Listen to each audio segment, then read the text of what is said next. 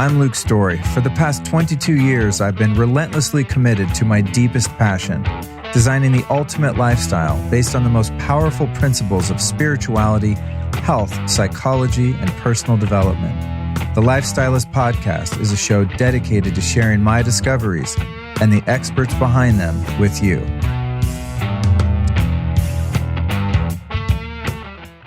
So, dude, what a weird time we're living in right now, right?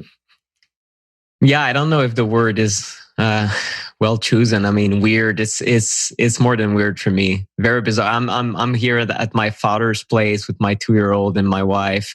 We don't have an apartment. We were supposed to be in California around that time. Remember, we were supposed to meet at the Upgrade Labs conference. I was supposed to be in California until April 15th, and then go back to Montreal a little bit, and then be in Prague for 2 months. We were looking for apartments. So when the whole story broke out, well, we decided we were in Japan, first in Osaka and then in Kyoto, and we had to take an early flight to go back to Montreal. And then we arrived kind of at my father's place in the countryside because we're like, well, we don't have a place to stay. And the Airbnb apartment now, they're either unavailable or super expensive. So we just decided to live here in the countryside. So just bizarre turn of event. And I'm sure everyone has their own version of that story, but that's mine. And I'm still, it's been, I'd say a very difficult patch for me because I like controlling my life. I mean, you're as an entrepreneur, I'm sure you can relate. So I had a bit of I'd say 1 or 2 weeks of freak out, which I was very angry at the whole situation, kind of not being able to be on stage at the Upgrade Labs conference and whatnot. And then the shock of the crisis and the uncertainty and geez, what a stressful moment for everyone. It's hard to cope with. Very difficult. Yeah, it's a really strange time we live in. One can only hope that this is the beginning of what will be a transformation of many elements in our society from the media on, right? Because now that we have access to alternative points of view, such as the ones we're going to be talking about today, I feel that there is a real awakening happening right now, but it's like for many of us being sort of shaken out of your slumber, right? It's like you're having a nice little nap and someone comes along and puts, drops a bucket of ice water on your head. I think that's what's happening kind of collectively now where we're questioning so many things. And I think ultimately it's going to be a positive outcome, but in the interim, it really has been quite a disruption. And so many people have fallen ill and all sorts of things like that too. I know, imagine all the people out of work and just the craziness that's ensuing around the planet. I'm holding on to the idea that ultimately this will be a net positive because of the ripple effect of unplugging so many people from the matrix. Because it's such a bold and brazen move by the establishment. It's just such it's such an insane power grab all at once that a lot of people are going, wait, what? So we'll get into some of that. But anyway, I'm glad you're safe and you and your family found some refuge at your pop's place in the countryside. And you're fortunate, of course, to be able to be there as I am here in my house in LA. I was just out in the backyard sunbathing, taking a nice ice bath. It's like I don't really notice much different personally because I just love to be home and the work that I do is here in the office in the studio. And I of course feel for the people who are like stranded somewhere and on a freaking cruise ship and so many worse things that be going on. But I'm just kind of like using it as an opportunity to go within and also to really focus on creating some great content and sharing information with people. Yeah, it's the same thing for me, Luke, and I don't want to start this interview and people like tune out like, hey, he's complaining about his life. He can still work remotely. I mean, in the end, I'm still able to still have a job, but geez, I guess I would just wanted to share like my side of how difficult it was, but it's a fraction, honestly, of what I've seen, even in the immediate like population here, people who are stressed out of their mind. Sometimes it's because of the virus, and sometimes it's because they lost all their revenue. Some people lost everything they invested because it was because of the market crash. I mean, my main concern at the moment, we'll get into the conclusion, but my heart goes to everyone listening to this, and that they feel that that despair because, oh my God, society is kind of going like being blown apart right now. Or if you don't have revenue, I mean, yeah, I'm in a very good position. And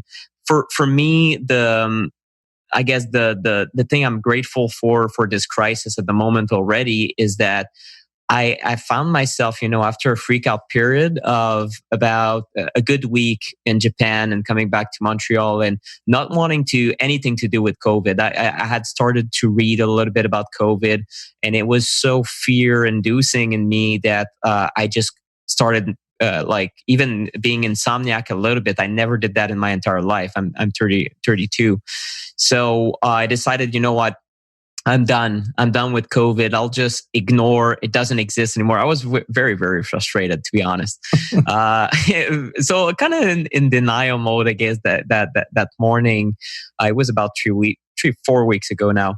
And that very afternoon, I kind of changed my mind. I said, you know what? I probably need to do the opposite. And one reader in particular, who's a longtime collaborator of mine, sends me a lot of news around EMFs and 5G developments. He's an engineer and inventor and whatnot. I have a lot of these contacts that I don't talk about because they don't want to be named. But anyway, that guy said, well, Nick, I understand and respect your position that you are a bit overwhelmed by the situation, don't want to talk about it, because that's what I had told him, I guess, the day before. And he told me, well, you probably need to do the opposite. Like, you're a guy who's able to get to the bottom of stories. And if you get to the bottom of that story, you'll get a sense of relief if you really understand what's happening. Because anxiety is also, it's caused by the fear of the unknown. Something could happen. So is it a killer virus that's going to kill millions? Is it not? Is it a power grab? Is it a conspiracy? What is it, right? Just being in the midst of completely not understanding what the heck is happening, and the countries are closing down and flights being delayed, and it was really the uncertainty that was making me freak out, literally. So I came back here at my father's place, and I basically spent every minute of every day, canceled all my other plans, and for 2-3 weeks, I just worked on a single article trying to summarize what the heck is happening, and trying to have a balanced view, because it's important. Some people listening to this will think I'm a little bit too gentle, but that's my style. I don't get into, even I know about the conspiracies. I know about the big bad people who sometimes have corporate agendas that are literally evil. I don't use these words. I don't use very strong words. That's I think how I can better communicate. I'm someone who's trying to always be, I guess, a diplomat, trying to find the best intentions out of people. Sometimes it's a little bit too much, I guess, a little bit too Canadian in some people's tastes. But at the same time, it makes me able sometimes to convince people that we're not convinced by the conspiracy stuff, by the too out there, too strong approach. So I find myself very, very middle, and I try to leave the politics out of it. And I try, in my work around coronavirus, was really looking at the scientific data and what it says about the danger. And of course, I heard about the other things and the agendas and this and the conflicts of interest. And I studied that as well, and 5G. But you know what? I decided to not even include EMFs in my article about coronavirus, even though there were all these rabbit holes everywhere. And some of my readers asked me, like, why did you do that? You're the EMF guy. You're not talking about EMFs in your article, although, and you interviewed him, Dr. Tom Cohen talked about it, the possible link between kind of the increase in electrosmog that happened in Wuhan and different countries, including Italy, so including New York City. So there's a lot of links, right, between electrosmog, or a lot of, I guess, correlation, not necessarily causation in the EMF story. But I decided to actually not go there, because in the end, my finding is that overall, when you look at the coronavirus issue, it's just not as deadly as everyone was making it to be. So I don't really have to find a culprit for something that's not that deadly. If millions would have died, I would have had a different discourse. But I mean, at the moment, even I was just looking at the tracker right now as we're recording this April 16th. Yeah, 30,000 deaths in the US is very concerning. In certain countries are more concerning to me, and that's arguable. We'll get into that if these deaths are really caused by COVID or something else. But around the world, it's still a minute number.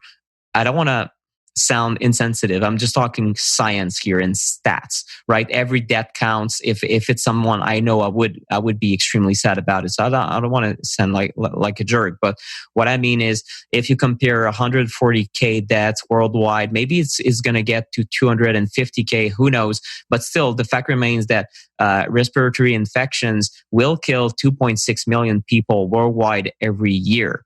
We don't lock down a third of the planet for that, right? So just to put it in comparison, it's still something that's reasonably small as far as death toll goes, but it's not small in the way the world has reacted to it, and the consequences of our reaction is not small either. It's unprecedented.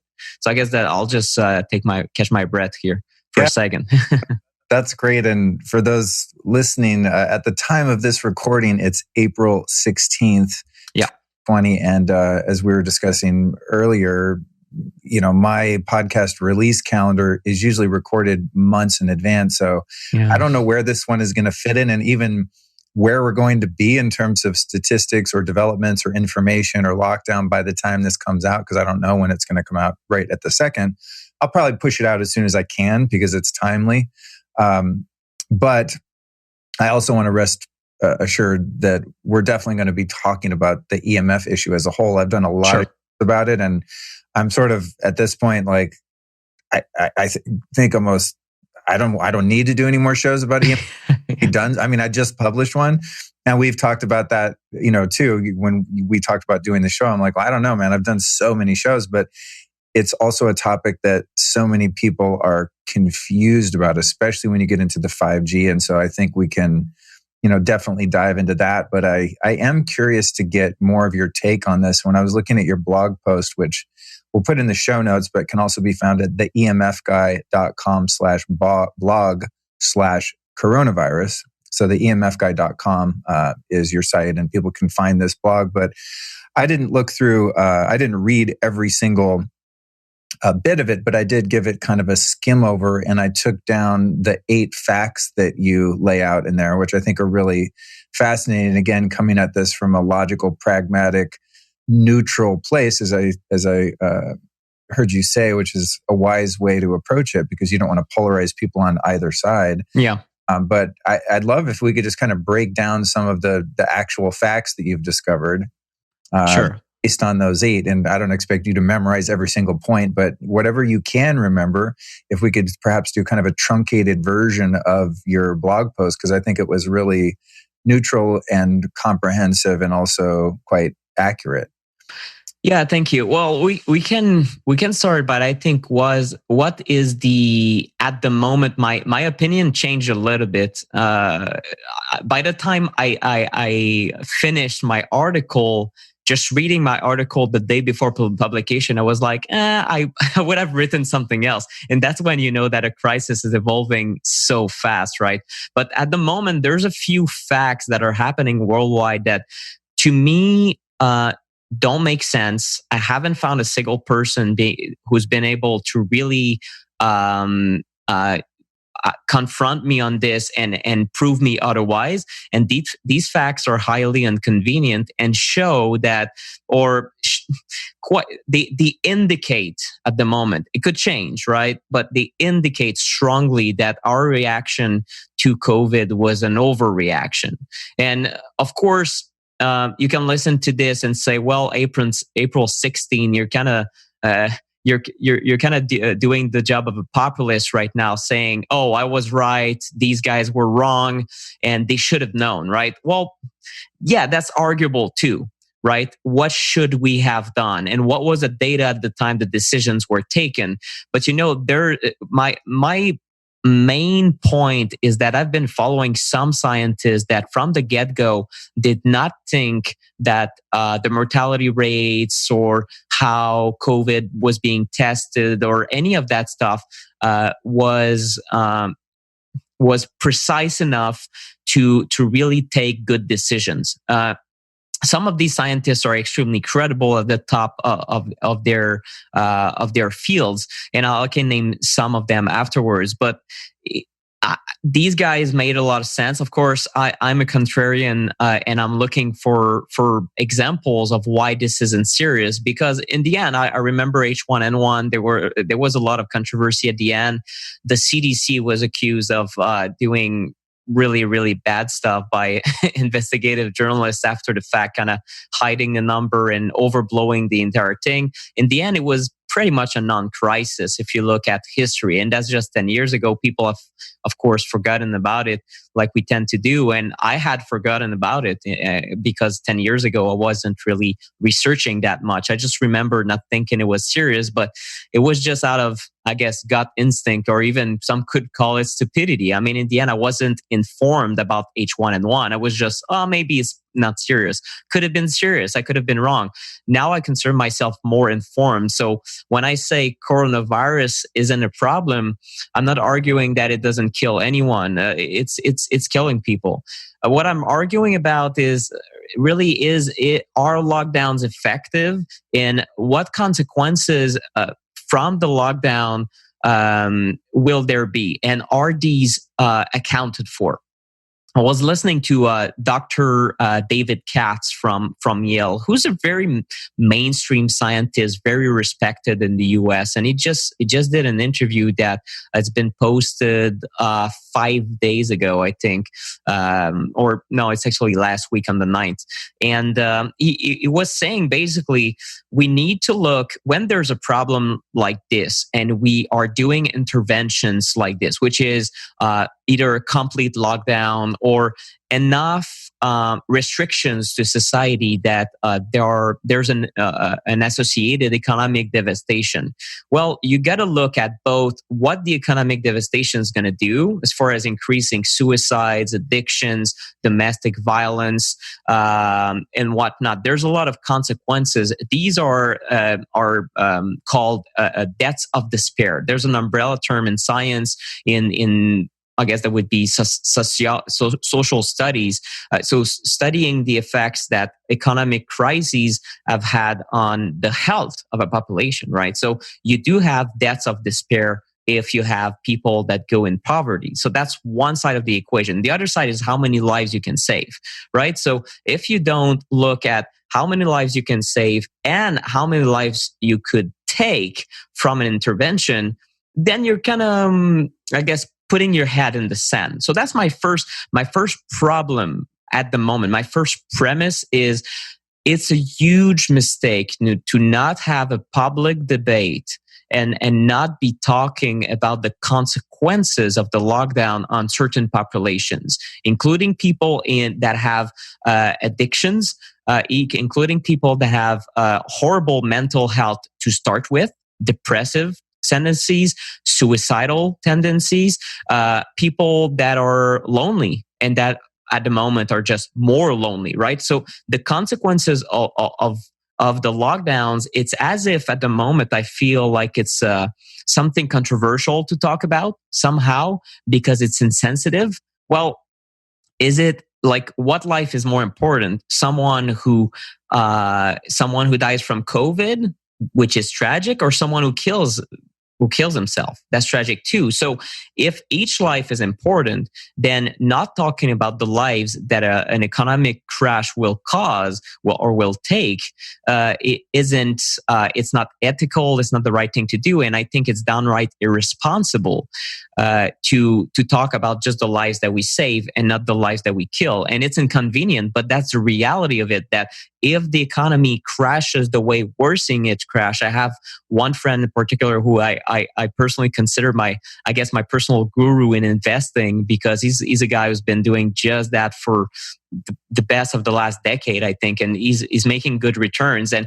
even during this crisis, he's like at plus 20% with Bitcoins and gold and whatnot. And he's like, yeah, I'm not like the market wasn't stable. So this guy knows what he's talking about, and he's just one guy. But the economists, right, and the people he follows, well, they say that this is an unprecedented economic crash that will probably be the worst in that modern society has seen. So if that's true, then the consequences of this economic crash, and at the moment in the US, it's 20 million job losses in the last 3 weeks. I don't know if the numbers have been updated, but as I was doing the article, it was 6 million, then they added another 6, then they added another 6. So we're between 18 and 20 million as we're recording this. There are consequences of people losing their job. And of course, you can say, well, okay, well, some people are going to regain their job back. We're going to try to restart the economy. Sure. But when you look at precedent, I'm not an economist, but it's not unlikely that there will be, it's very unlikely, in fact, that there will be no consequences to that entire, like stopping the economy and food rotting in the middle of the fields, right? So I guess the first point is, okay, well, what do we know about deaths of despair? And can we put that into the models when trying to decide? Because in the end, it's not favoring one person, one death for another, but it's kind of accounting for all of society when you do a lockdown measure. Because lockdowns, right, it's a new way of confronting a pandemic. In the past, it was other things like, well, social distancing could have been done or could have been enforced in some way or another, large gatherings and whatnot. But in certain countries, they're doing different versions of the US lockdown. That's about, I think it's half the states right now that are in complete lockdown, right? 158 million Americans. I'm embarrassingly unaware of what's going on.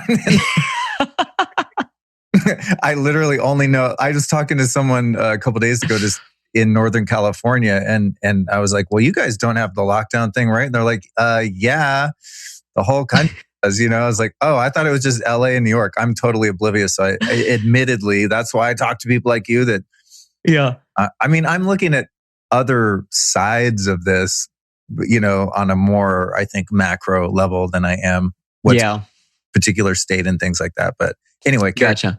But yeah, exactly. At one point, it was 158 million, and because the definition even of a lockdown varies from each state. So, is it that you cannot go outside the state? Is it that all businesses are closed, or is it a partial closure? So it varies from country to country. But Sweden and different countries, some countries have actually taken an approach that's not the same, where you social distance, you keep a distance, you try to stay home, but let's say it's less enforced. Here in Quebec, you can get $1,000 fine if a policeman sees you talking with someone else and you're at less than 2 meters, 6 feet. So it's being enforced at the moment in Quebec. And when I came back from my trip to Japan, I had the recommendation from the federal government from Canada to self-isolate for 14 days.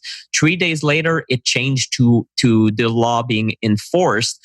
So basically, I had to quarantine 14-day, not even going for a walk, or I could have been fined 750K Canadian or prison time. So, and I don't know, my brother announced that to me. He's like, yeah, stay home, dude. And I'm like, 750K? Like, if they said 10K, it would have been ruined. Like, 10K? Oh my God. Like, it's still a huge. So I don't know why the big number. It's almost fear mongering to me. It just doesn't make, like, it's like, we're going to fine you $1 million. The average person doesn't have 10K to spare. So it's just bizarre. Anyway, so if we take, so deaths of despair is just one thing. Maybe I can read some part of my article where there's one PhD in particular, and I guess we can find PhDs that would say, oh, deaths of despair maybe isn't a big deal, but there's precedent in different pandemics, and we know that there could be devastating loss of lives based on deaths of despair. There's one guy I want to talk about who was on the Dale Bigtree show, the High Wire, and okay, that's an anti-vaxxer thing, blah blah blah. Don't tune out. Okay, this guy is on many shows. Who cares where he was? I know a lot of people kind of right now it's very charged, but please just keep an open mind. I see so many people kind of reacting like, oh, anti-vaxxer, this, that. I'm not anti anything personally, and I'm a Canadian, so I'm not even a Democrat or a Republican. So it's even better because I don't care about American politics per se, because I'm just a Canadian, and Trudeau is just scared of this entire thing, and he's completely out of his mind at the moment. But who cares, right? So I don't have any political preference. I just want the data to speak for itself. So this guy is Toby Rogers, PhD, and in my article, basically, I talked about one blog post he did, and he looked at the data that we have over the period of 1940 and 1973.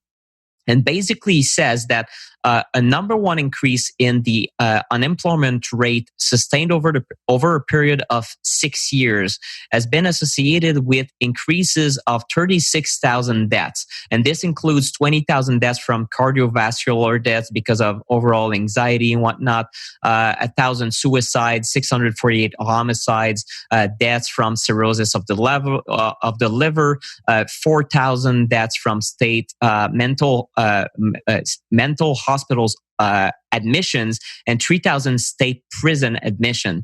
So there's precedent that when you increase just 1% unemployment, there's trouble coming around the corner. Right now, it has increased way more than that. And of course, we can recuperate that. We can try to revitalize the economy, but it's silly. Anyone who's pro or against vaccines or pro COVID and against it, is it super dangerous? Is it not? Who cares? But ignoring the consequences of lockdowns is just kind of postponing our problems to later. We need to include everyone, including what will happen, because we're already seeing that we're kind of living a miniature or a small crisis here because it's small, I guess, a small province of Quebec, 8.6 million people, that loneliness and the fact that the elderly, some of them in their 90s or even early hundreds years old, cannot see anyone from their family. They're in lockdown,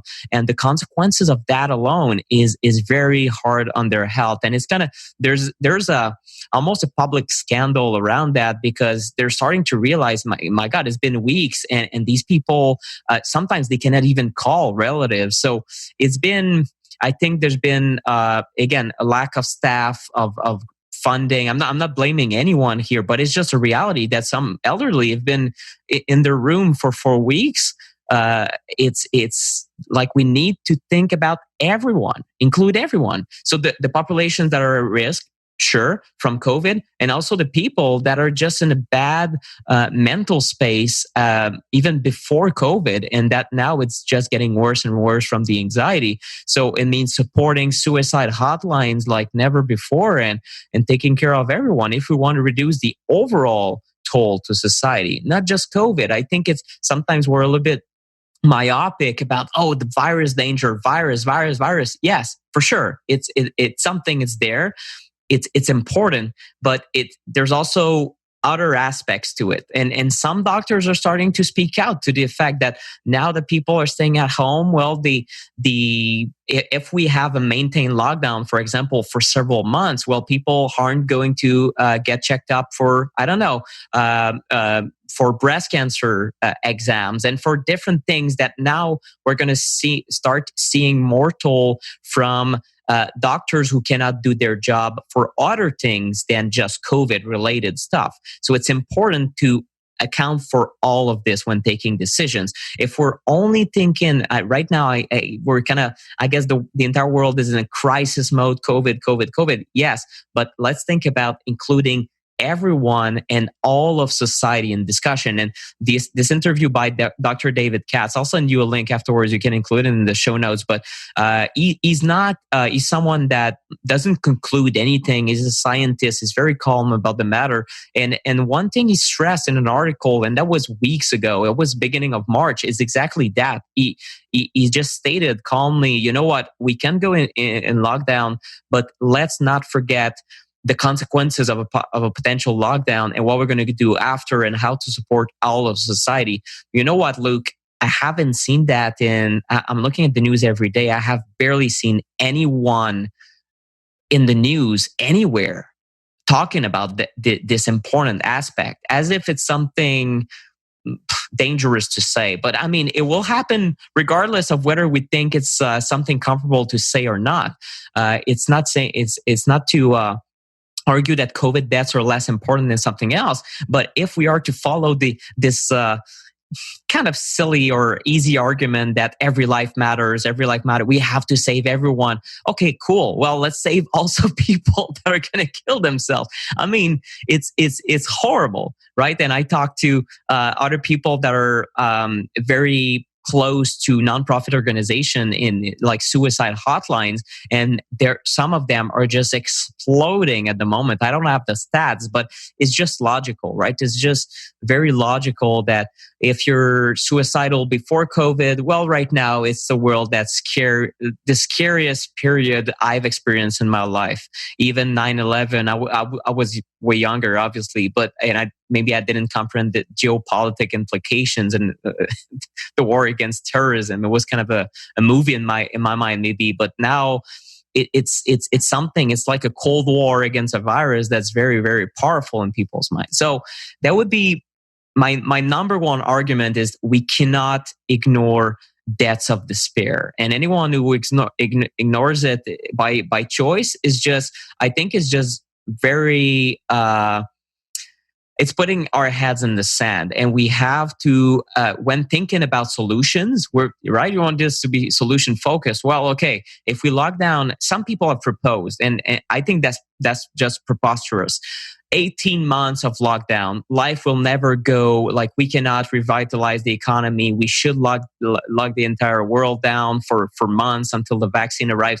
It just won't happen. It's impossible because too many people will die from the lockdown itself, right? So the goal as a society is to find like how to protect people that maybe are more at risk from COVID, while also making sure that we start this machine. And the argument that I'm seeing at the moment, there's activism, especially in the US, and I'm seeing, I know in Michigan, there's been thousands and thousands of people protesting that we need to start the machine again.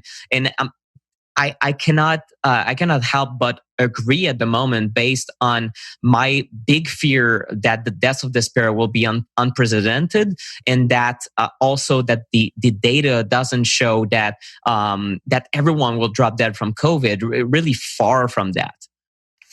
Well, yes, thank you for that. And one thing you mentioned kind of in the beginning of that breakdown was people suffering from addictions. And one of the things that I've noticed from the beginning, as someone whose very life really depended on the ability to have gatherings in 12-step groups and whatnot for a long, long time, and especially in the very beginning part of my journey. I mean, I needed to be around that kind of support at least once, if not a couple times a day. I mean, it was just like, there's no way I could have ever made it without that fellowship, and I think about all of the millions of people around the world who are newly recovered from alcoholism or drug addiction and don't have the ability to have that human connection and human touch and love and support that makes early recovery possible. And it's just, a lot of people, I know I've observed people are moving to Zoom meetings and things like that. And I'm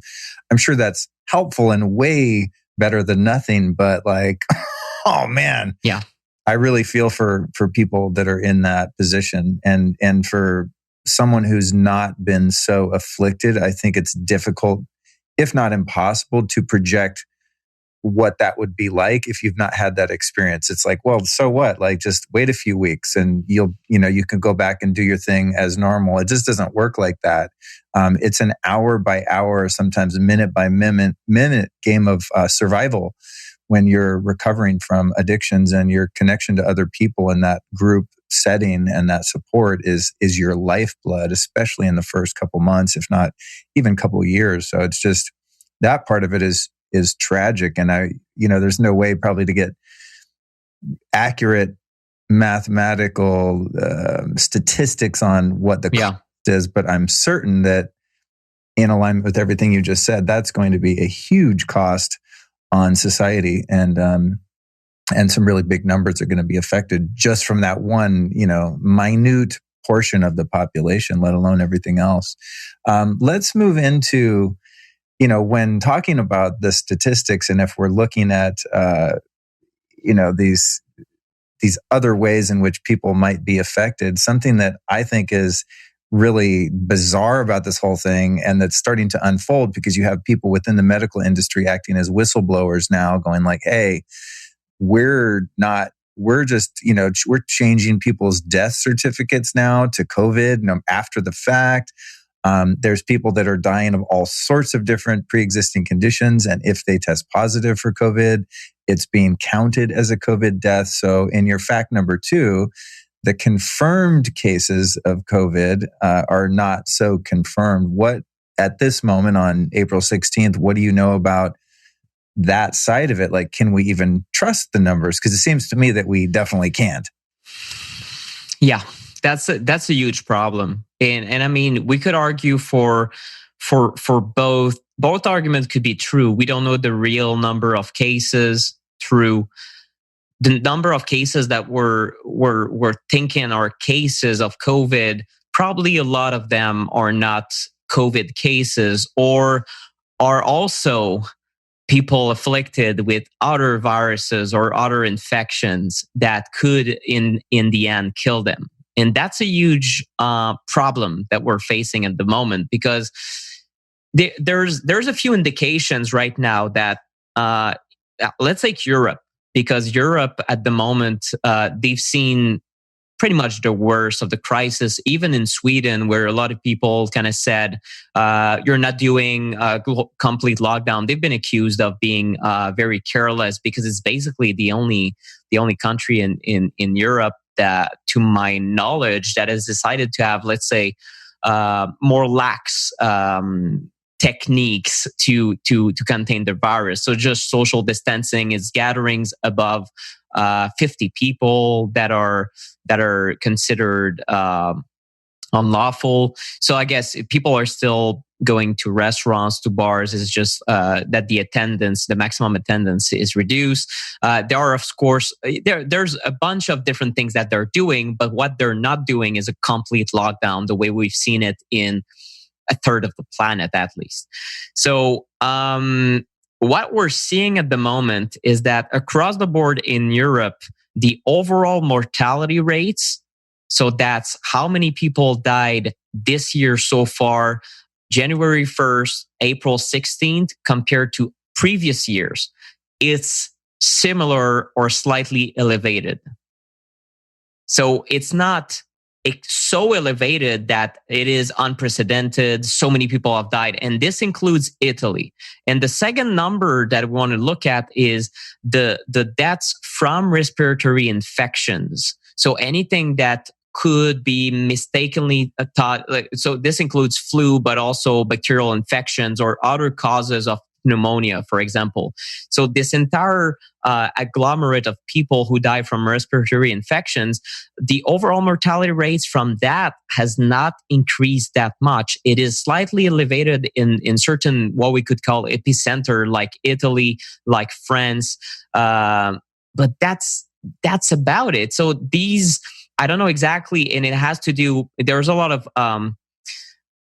hypothesis around why Italy or why France or why this and why that, and we won't know before more science comes out. So I don't want to get into speculation, but the fact is that they have seen, or looking at the number of total cases and total deaths and how it evolves over time, they have seen the peak of their crisis, and it's actually now the numbers are starting to climb down. Sweden has announced 3 days ago that they've seen the worst. Denmark has reopened school as of yesterday, and some scientists in Denmark are starting to say maybe a lockdown was a bad idea, considering that we were very ready to handle that crisis. It was smaller than expected. So they're far ahead of us in North America as far as the evolution and the spread of the virus goes. And yet the mortality rates are not up that much. They're not more elevated than 2017. And 2017 flu season was especially deadly. So that's one problem I have with it, is that You know, overall, we can argue about many things. We can argue about, okay, is it death from COVID, a real death from COVID? And we do see that 99% of Italians that have died with COVID had pre-existing conditions. So this can include high blood pressure, diabetes, cancer, autoimmunity. There's a few of them that are listed in scientific studies. So it basically tells you, it doesn't tell you that COVID wasn't the one thing that finally kill them. It's complicated, and I couldn't. I have emailed a lot of journalists about that, and no one can give me a clear answer of how COVID-related deaths are reported differently than flu deaths, for example. And it's not simple, because from country to country, you'll have different things that you can write on death certificates, different standards, and it varies from country to country. So it's very, very confusing. But in the end, let's forget all that and put all that aside. If COVID led to excess mortality, it would have meant that COVID was on top of flu, right? There's the flu deaths, and then you add COVID and you add pneumonias that normally occur. But at the moment, since overall mortality hasn't increased that much, barely more than 2017 or equal as 2017, we're just looking at a difficult or especially deadly flu season for which we have never done much. Right? There hasn't been any intervention that has been made special except supporting the ICUs and trying doctors fighting, again, seeing thousands of deaths, right? In Italy, it's 68,000 people who have died in the last 4 flu season. 68,000 people. So that's a lot of Italians that, if you want to, again, sensationalistic media has shown, like, the graves and bodies are piling up. Well, hey, folks, bodies are piling up every winter, right? That's something that we have never maybe realized as a global, I guess, or on social media or people consciousness. But every winter, people die, and a lot of it from the flu, from the regular flu. Most of them are old, and most of them have pre-existing conditions. So in other words, they have a compromised immunity. They're old. And I'll say old when I'll be 65. If you say you're old, I'll probably be very angry. Sorry about that. But some of them are, and then most of them that are dying are on average in Italy, I think it was 81-year-old. So I guess are older. Or I want to be politically correct with people that are 80 and in perfect health, but they're not in good health, generally speaking. In Italy, you have a lot of older folks that are heavy smokers, especially men. So keeping that in mind, it makes sense at the moment to hypothesize that a lot of COVID deaths previously would have been something else. So, and Stanford has done one early publication on that, just released last week, and they found that 25% of all COVID positive patients also have at least one co-infection. And that's an important finding, because it means that you can look at 30,000 deaths in the US, and maybe you would have 7,000 or 8,000 deaths that in fact could have died from the flu. If it wasn't like what killed them? Is it the flu or is it COVID? And sometimes you cannot know, because we can have different, it's like bad bacteria, right? You can have overgrowth of certain fungi and candida, and you can also have viruses, and you can also have heavy metals. And then what kills you in the end if you're toxic, right? It's a slew of different things that can kill someone. So there's a lot of indication at the moment that, and what concerns me a lot is that some scientists at the moment, and this is just so damning to me that they're saying that, but that's what they're saying is, if we try to imagine, it's difficult, but try to imagine for a second that we don't know about COVID. We don't test anyone. We just don't know it exists, and all the hysteria of the last months disappears. If you look at the stats, mortality rates, you would look at that and you would say, what's happening around the world? You would have difficulty to find something abnormal that's going on around the world. You would identify Italy, you would say, wow, Italy, a lot of people have died. And then you would compare with 2017, you would say, Well, that's pretty much like 2017. Unfortunately, 2017 was deadly, and so is 2020. You would say that, and you would say people have died from, let's say, respiratory infections. That would include like pneumonia-like symptoms that COVID causes. Although COVID does seem to have certain particularity to it, and that's something we can argue that is, let's say, novel. But still, it would have been included in that mass of deaths. In other countries, you take China, nothing to see here. Taiwan, nothing to see. South Korea, Vietnam. In France, you would see excess mortality. You would wonder what the heck is happening in certain parts of France. It's been especially deadly. Maybe we could say the same for Spain. That's one of the top countries that have seen a lot of deaths. So 19,000 deaths. So you would see excess mortality, a little bit of excess in certain countries, but maybe they would conclude, well, the flu has been, maybe there's a new strain, or the flu is especially deadly, or maybe the ICUs are simply underfunded and some people have just died because we cannot treat them fast enough. But that's what's damning to me is at the moment, April 16th might change. Again, it might change in the next weeks, but I'm still waiting for that big amount of deaths that would have shown us that what we've done, the confinement was really worth it. And then, of course, I see, and a lot of people like on social, they will say, okay, well, that guy, like the next logical thing to kind of fight me with is, well, how do we know it's not the lockdowns that have saved all those lives? And that's a good point. That's a good point. In reality, we don't know exactly. Well, first, on a scientific basis, I was very surprised to find out, looking, for example, at H1N1 and what interventions have been effective and whatnot. There's a good paper on that I read, and they concluded, well, after H1N1, unfortunately, the funding dried out because eventually it wasn't a thing anymore in science, and the funding dried out, and we couldn't really conclude what are the best interventions to do when confronted with a pandemic. So on a scientific standpoint, a lot of scientists at the beginning of the COVID panic worldwide were saying, well, sure, we can try lockdowns, but they're not proven to work.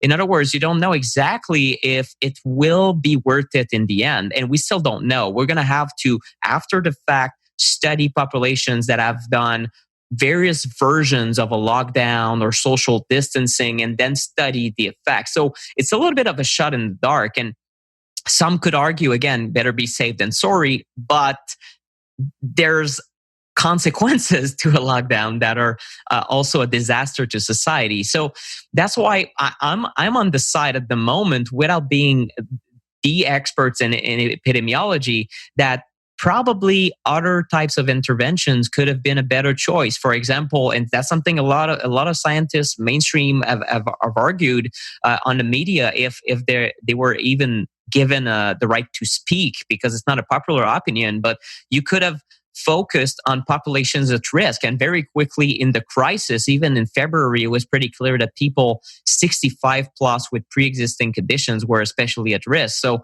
why not isolate those instead of isolating all the rest of the population? And there's arguments for both. It's just that at the moment, populations like Sweden and other populations that have done other versions of a lockdown that are way more lax have not seen really death rates or consequences that are over the top. In fact, Sweden is looking at the moment very similar or less of a deadly flu season compared to other countries that have done lockdowns. So it really bears into question. It's at this point, it's a little bit speculative because it's going to evolve, and then we might. Every country cannot be just compared like, oh, Sweden isn't the UK, and the population might be healthier here, and the healthcare might be better in this second country. Sure, but overall, we haven't. There's no consistent evidence that the lockdowns have been what has reduced the lethality or the number of cases. And it's still up to speculation, but I just hope I mean, it's two pronged. I hope that this whole thing is way less of a threat than that was previously thought, and at the moment it's looking like that. But also, I'm just almost grinding my teeth at the idea that the interventions were way overblown based on panic instead of science, and it's unclear who's going to be right in the end. But it's starting to look every day now. I wrote my article 10, 11, 12 days ago. Is just more and more proof is coming out that basically the curves are already flattening in a lot of countries. There's basically no crisis except certain epicenters that maybe we've seen ICUs being completely overwhelmed. New York City is an example. I don't want to dismiss what's happening in New York City, right? It's real. People are dying. The medical staff there, my heart goes to them. It's real what they're fighting. I have my wife's parents are pharmacists, and one of them works in a hospital in Quebec. It's the apocalypse in the freaking system. It's very difficult. I'll never understand really what's going on for them, the stress they're experiencing and whatnot in the ICUs. But the question is, is the panic and because we've made this such a big deal, and because people are in the front of the computer, in front of their devices, exposing themselves to a lot of stress-inducing EMFs and refreshing the numbers on the Johns Hopkins tracker every day, like every hour, is it contributing to people going to the ICU saying, please save me, I think I might have the virus? Is it contributing to the cardiovascular events? So is the panic causing also part of the reason that we're seeing certain increases in certain cities, especially large cities? I don't know. It's speculative, but as far as the death rate goes and the overall mortality, it's at the moment, it's just not there. So I guess you could take that two different ways. You could say, wow, that's amazing news. I don't know if you know the guy called Z-Dog, do you know Z-Dog? He's like a doctor, a very spoken out doctor who's, and it's bizarre because let's say I'm part of the I hate anti-vaxxer, man. I just hate the term. I think it's so silly, and I think if you use that term, you're completely mistaken. Because yes, okay, some people are completely anti-vaccine, but just being flagged at something and then we don't talk. I think it's an easy thing to just create a term and then put people in that category and not listen to a debate over vaccine safety is really what it is. Anyway, that's my 2 cents, and I don't want to necessarily get into that. But Z-Dog is someone who's the opposite of that. He's like pro-vaccine. Vaccines are safe and effective, and also with certain doctors like Doctors Paul Offit, and what he's been saying, I think it's 2 days ago, he's basically said created a video on Facebook Live, where he said, you guys will hate me for this, but I don't think it's an issue. I don't think it's a huge issue, coronavirus. And basically, he described all the talking points I've talked about so far, and he's a pro-vaxxer. You cannot get more pro-vax than that. So I was like, oh my God. So it's actually, I have unexpected allies on both sides of the debate. And he doesn't think that the vaccine is going to save the world because it's going to take a lot of time to develop. And also the safety profile of past coronaviruses, vaccines that have been attempted was not good. So basically they failed so far to create even a vaccine for SARS, the 2003 the pandemic that was especially deadly. So there are unexpected allies in this debate that think alike, that say, well, you know what, the numbers are just not there. So yes, we should take precautions, still study. I don't argue that COVID-19 is not something new, but the numbers aren't there. So I guess the good news is we can stop freaking out.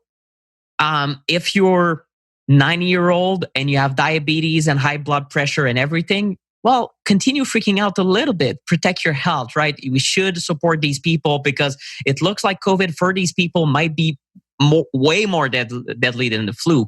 But when you put that to the entire population and consider that studies support the idea that 50 to 80% of people will be asymptomatic, I might have COVID at the moment. I don't know. Like, it would be one of like good health, young.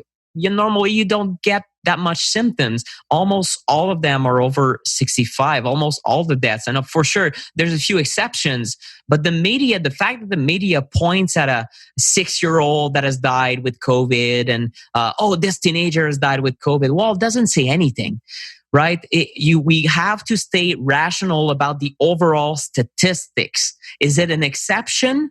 And was the person leukemic or something, like a precondition that could have killed them or made their immune system struggle? Or is it something where we really have to think about teenagers and how they're going to be affected with COVID? In reality, when you look at the cases worldwide, and we have a lot of COVID cases right now, there's no need to panic.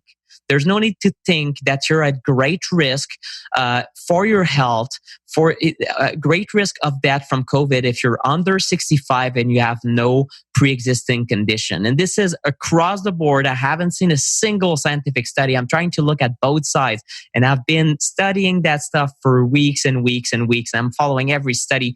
Haven't seen an indication that it's dangerous for children, for teenagers, for adults in good health, or even if you're 65 and you consider yourself in amazing health, maybe you're not at risk. I'm not here to tell you that you're not. But so for these populations, there's an argument that we should have them eventually get COVID, because we need to acquire immunity. And that's another part of that freaking argument, is that people, and I don't know why, and I don't know if it's been misexplained in the media and flattened the curve, and flattening the curve is not nullifying the curve, right? So flattening, what does it mean? Well, there's a curve, right? And the amount of cases goes up, and then it goes down, and the crisis is averted. The problem is that the high spike, when it gets very high, that's how many people will get hospitalized, and then you get more deaths. Why? Because the ICUs cannot treat people. They need to be put on ventilators. And that's one of the theories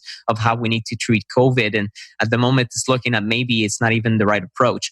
But so flattening the curve is just pushing on it, but it extends it over time.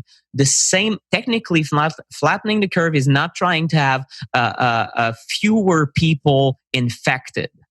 It's not the main goal. It might happen because you reduce transmission, but it's basically having the same number of cases, but over a longer period of time. So your doctors have time to treat those extreme cases, and we don't ignore people who otherwise would have been saved. And I think like this makes sense technically, but now I think we've been so traumatized by the idea of COVID that just the government starts thinking about, oh yeah, we should reopen things. No. No, what are you talking about? COVID.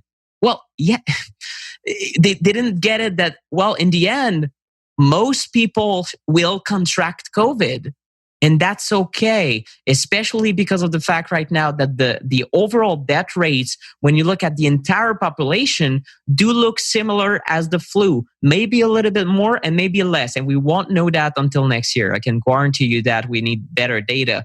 But if you're not at risk, you'll get essentially the flu. And no one is freaking out over the flu. I mean, when people have the flu in my family, or maybe I don't shake hands during Christmas season, I'm like, you know what? Just stay like, I'm going to kiss you at a distance. That's it. But aside from that, I don't fear for my life. You shouldn't fear for your life according to science right now. And that's comforting. And I don't think that message has been stressed enough in the media or from government. Just they've said it, but it's like we should say, guys, it's okay. It's not sometimes the reaction, Luke, that I see I go to the grocery store, and the reaction I see in population is pretty much, there's a deadly virus like in the movies that if you open the window, you're going to choke to death, and maybe you transform yourself into a zombie, right? So this is what I've been seeing, and this has nothing to do with reality. Nothing. At the moment, I could say that it's safe to be on the safe side. COVID is probably especially deadly if you're 65 and older and pre-existing conditions. If that's not you, you can probably relax and eventually you're going to get it and it shall be fine. Like there's no one, it's not everyone dropping dead. And I mean, my dad has a colleague, he's a realtor and he has a colleague who literally, my dad likes to a little bit teaser, I guess. And he's like, yeah, my son wrote an article about coronavirus. It's not deadly at all. And it doesn't exist or what. He makes it like deforms my entire argument there and just says, no, it's not an issue. And she was freaking out. She said, you're irresponsible. Everyone is dying from COVID. Thousands, millions of people are dying. And I'm like, yeah, that's pretty much what the average person thinks now. So that the perception is that everyone is dying. New York City is on lockdown. There's been 1 trillion deaths from COVID, it seems, because every death there's almost a story behind, oh, John was only 34 and he died from COVID. And that's horrible. But maybe John last year also died from the flu because also young people drop dead from the flu, but we don't make a big deal out of it. So there's a difference between how reality really is when you look at the data and how it's been portrayed. And I think that in the end, it's a crisis that is probably 20% science and 80% either it's and that's when people will hate me for it. I don't know. Media is it agenda pushed fear by people that are either creating the COVID narrative, that could be a thing. Or they're recuperating the COVID narrative because it will help them for their bottom line, whether it's creating vaccines or enforcing more rules for citizens and control. And so there's a lot of opportunism that happens and maybe agendas. I don't know about that. And I went down these rabbit hole quite a lot. And I don't know, but there's for sure strong corporate interest throughout that to have a vaccine developed, and it will be a big payday for a lot of people if the vaccine is mandated and whatnot. So there's a lot. It's very complicated, this whole story, but 80% of the fear is completely overblown, I would say. Thank you for the comprehensive and I would say, again, pretty neutral and tame take on it. Yeah. Not as compared to the mainstream media narrative and the world government's reaction to this, but to me, as someone who's been quite far outside of the matrix for a long, long time now and has looked at things, I think, from a very alternative lens in terms of where I'm getting information from. There is a very obvious concerted effort by the media to mislead the public around the world. And that the purpose of that, we can never say for sure, but it's quite obvious if you just unplug a little bit and look at things from your perspective that, the story that's being presented is not the full story and not the true story. And that the reaction of the authorities around the world and the shutdown that has ensued as a result of that reaction is unprecedented, as you said, and based on statistics, excessive and unnecessary in terms of the loss of civil liberties and personal freedom and just basic fundamental human rights. And so, I've done one episode that's more on the more aggressively tearing down the official narrative. More coming out that are much more. So this is a good kind of middle ground, I think, that we've covered with you, just looking at the basic science and statistics and not so much on the fringe extremities of one side or the other. For me, I'm not concerned at all about becoming ill. I feel for the people that have, of course, as you keep saying wisely.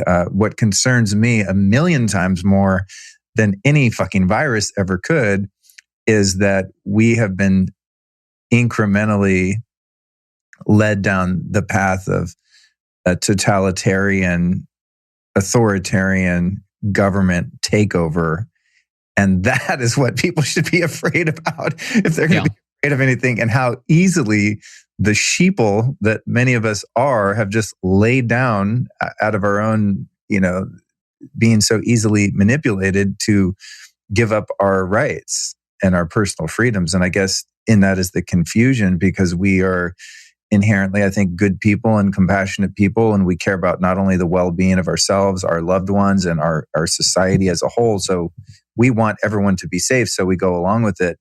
But when you start to do a little bit of research, as you have, you see the reaction doesn't match the actual statistics on this. And so why is the reaction as it is? Yeah. And who stands to benefit?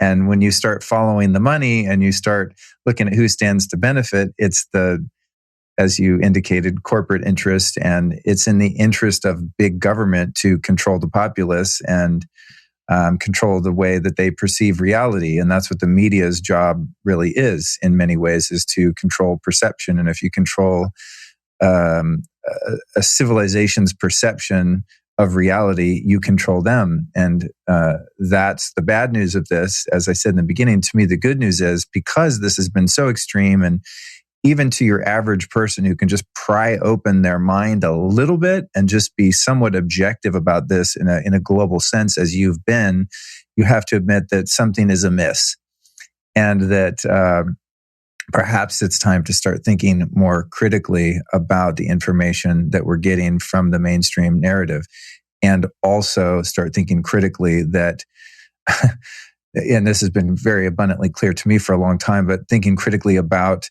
the level of trust that we have for our government and government agencies, such as the CDC, which is, I'm sure there are many great people working in and around the CDC, but there are also a lot of very bad actors in there that are very corrupt, and that's been proven and time again. The same goes for the WHO.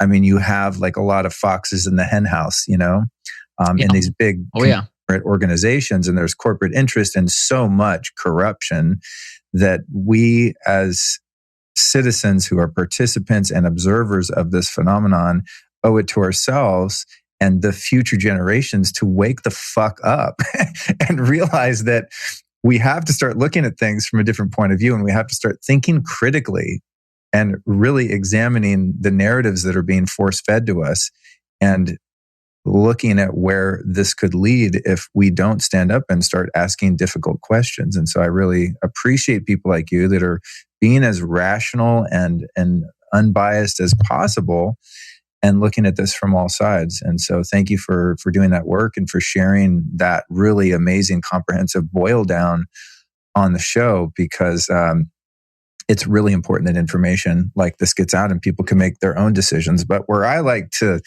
always go with these things is to acknowledge speculation when it's speculation, acknowledge a conspiracy theory when it's a theory, but also to identify when it's not a theory, and that when it's a fact and it's been proven as a fact, and when it's not speculation and there's science and there's statistics and there is such thing as a universal, undeniable truth about any given topic. And then there are people's interpretation of truth, right? Yeah. So our job is to zero in as close as we can using our heart and our intuition, our intellect, our discernment, our prudence, to really zero in on what might really be happening. And at the end of the day, also knowing that as little ants that we are in the great scheme of things, that each individual really has very little control to exert over the situation, but collectively we have a lot of power, and the power of knowledge and the power of love and connectedness and compassion for one another, and our thirst and God-given right for freedom is a really powerful force. And so that's why I like doing shows like this, which are a little bit out of the norm. I mean, normally this is not even a topic I would ever touch. Yeah.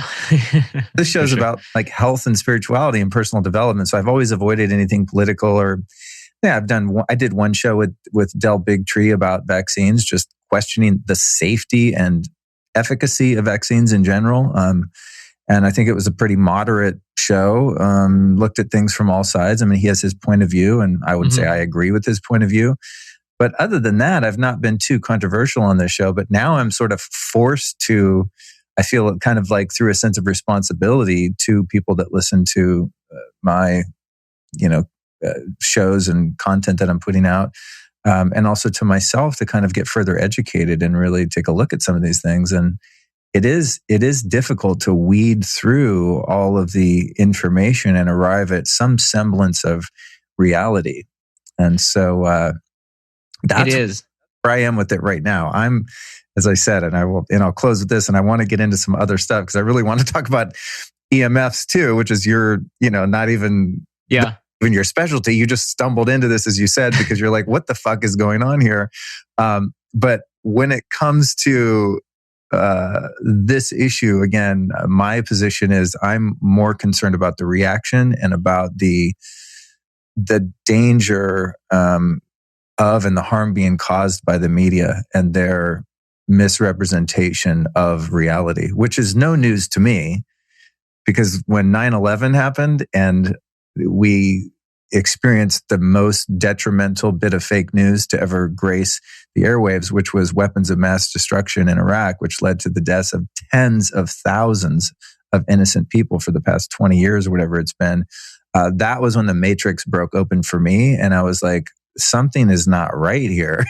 And that led me down the rabbit hole of looking into all sorts of different theories, some of them really far out and extreme, some of them a little more balanced and in the middle. But what became abundantly clear to me was that I need to make up my own mind, and I need to use my fucking intellect and common sense and critical thinking to get a greater picture of what's really going on in the world at any given time, and not believe that box in front of me that it's called the television, or any device we have now, that you're being force fed these narratives from, 4 or 5 multinational corporations that own all of the media channels and are programming your brain to think one way or another for their own interests. We have to take back our autonomy. And there's 2 things, Luke, I want to add to that. I'll try to make it quick. I know you want to get into the 5G stuff. And this show does, my podcast, I gave up on having a time limit a long I said, I have my hourglass here for my Instagram lives, and I did a recording yesterday on someone else's show, and I had to flip this thing over 3 times. It's an hour. Oh my God. 60-minute hourglass. And it was just like, it is what it is. It takes as long as it takes to say what you need to say, and people can tune in or tune out, and I'll give them that freedom. Perfect. Well, I want to say something, flagging something as a conspiracy theory, again, it's like flagging someone as an anti-vaxxer. I think it's a lazy thing to do, and I think to be quite frank, it's just stupidity. It's people who don't want to think. I could say, oh yeah, you could argue that anything is a conspiracy theory. If I say to you, there's a lot of corporate interest in EMF science, and big corporations fund studies that show no effect. Conspiracy theory. Well, okay, cool. You can say that, doesn't make it untrue. So the same thing for COVID. I mean, if I haven't talked about it, I have a next article coming up on that, I think, where I want to get a little bit more political, because in the end, there's one freaking article I saw in mainstream media, I think it was CBC in Canada, who said something, the headline, it might have been removed now because of the political climate. Like, is Bill Gates in a conflict of interest? Duh. Oh my God. Oh no. Someone is asking the right questions. Come on, people. Journalists, and I mean, and now I don't want to bash on journalists. I guess I'm kind of a pseudo influencer journalist, because some people have tried to argue with me, are you a journalist and you do affiliate marketing and you do online business, so you cannot be called a journalist? And I'm like, okay, well, call me whatever you want.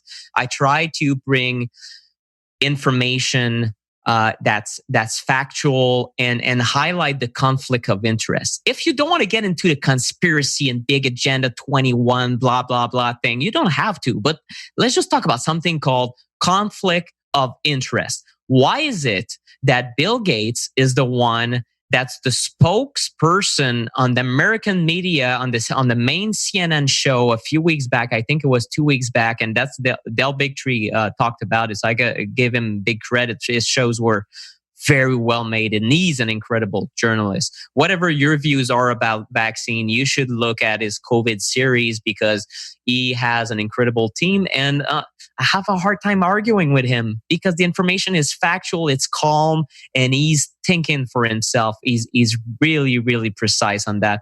Well, why is it that Bill Gates is talking about this stuff? Right? Oh, yeah, he's at the WHO. Well, Bill Gates basically has more power than most countries at the WHO. That's a problem because he's one guy. That's a problem. I'm sorry. I don't know how we came to this. I haven't studied WHO enough. I know a lot of people have slammed WHO after 2009 H1N1 because they said you have major conflict of interest. Well, nothing has been solved. And Tedros, who's at the moment the general director of WHO, is Bill Gates' buddy, and Fauci is the buddy, and they all make money if the vaccines are being developed. Who are we kidding here? How are these guys allowed to have such power? And I mean, it's not like we can remove them, but we should talk about these issues. It's not a conspiracy theory. It's called conflict of interest. If you think that you can stay completely balanced and unbiased, but all of a sudden you'll get a check for $12 million or $12 trillion if vaccines are being mandated, how can you be really unbiased? That's impossible. And in scientific research, it's a well-known fact that even when you think you're not being biased, if you're going to receive a check in the end of the day, you will be biased, even when you think you're not. And it's been proven over and over and over again. So Bill Gates is biased towards something, his idea that vaccines are the only thing that can get us out of this mess, maybe. But he has huge financial interest, and it's this John Hopkins and the Bill Gates Foundation, and like, I'm not getting into conspiracy theory. It's a money machine. It's a lot of different companies and developing then the microchipping technology and having vaccine passports and all these ideas. These are ideas, but people don't. I think they feel bad even talking about conflicts of interest because we're in this climate where you'll be flagged as a conspiracy theorist. And now if I write, I think if I write Bill Gates on my Facebook and say, hey, Bill Gates is in a conflict of interest because of this and that, it will be flagged as conspiracy theory. What the hell? I mean, that's propaganda. I'm sorry. Like sometimes I'm very balanced and very calm about things, but this is just unacceptable because we're just slipping into extremism where you can't even question people that have huge vested interests in certain causes and ask ourselves with our rational brain for a second, well, what is their opinion towards vaccines if they're going to get millions or billions or trillions if vaccines are created? Well, probably it's pro-vaccine. And does it affect how they think about vaccines? Yes. Does it affect how they influence others and everything they do in life? Yes. So why are they in such position of power? If we are to rely on the WHO, it should be nonprofit. It should have no ties to any industry.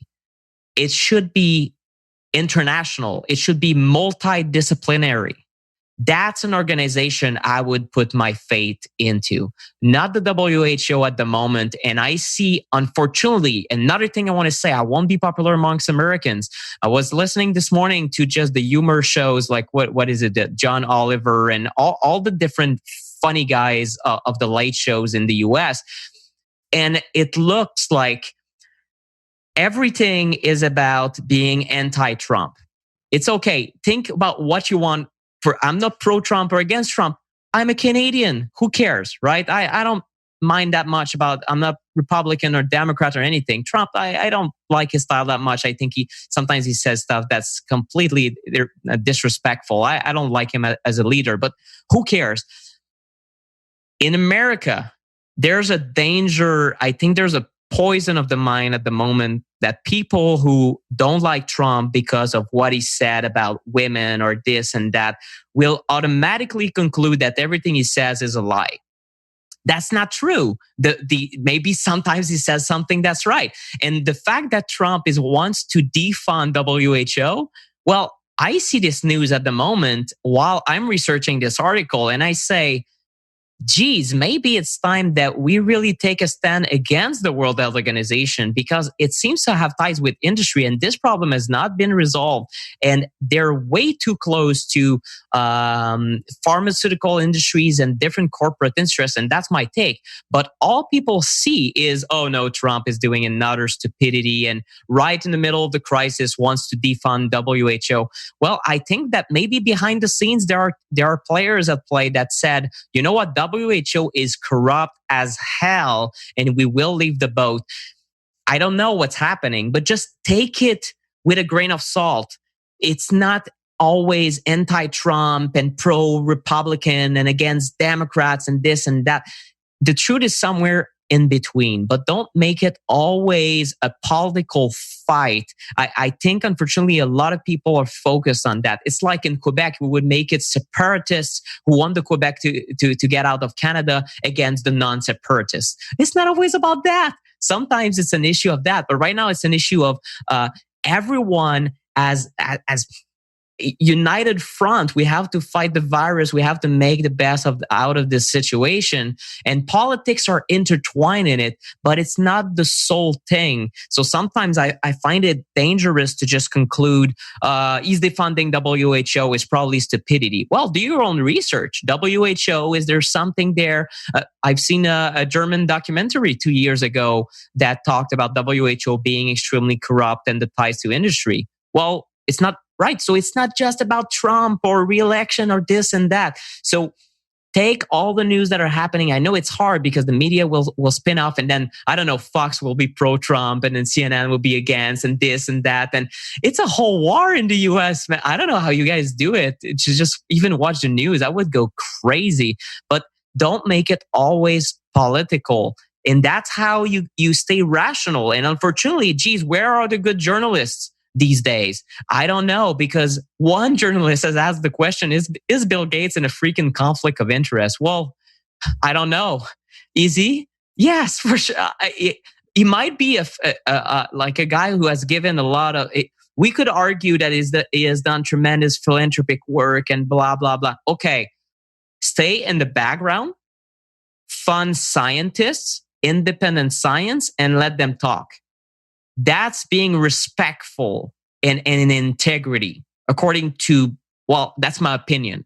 Like, I would rather see that than just have him as a spokesperson. Yeah, Bill, and you say life will never go back to normal, folks. He announces that like a death sentence to America on mainstream media. And I'm like, well, yeah, you might think that, but when you say that, you know that you're influencing decision makers to push towards vaccines. So you're even if you're not in it for the money, what you say creates money, man. So you're not in a good position. You're in a completely unethical position and completely overextends his role as someone who wants to give money to charity and whatnot. You can do that, but have people that are more independent with no ties to the vaccine, and let's see what they think in the end.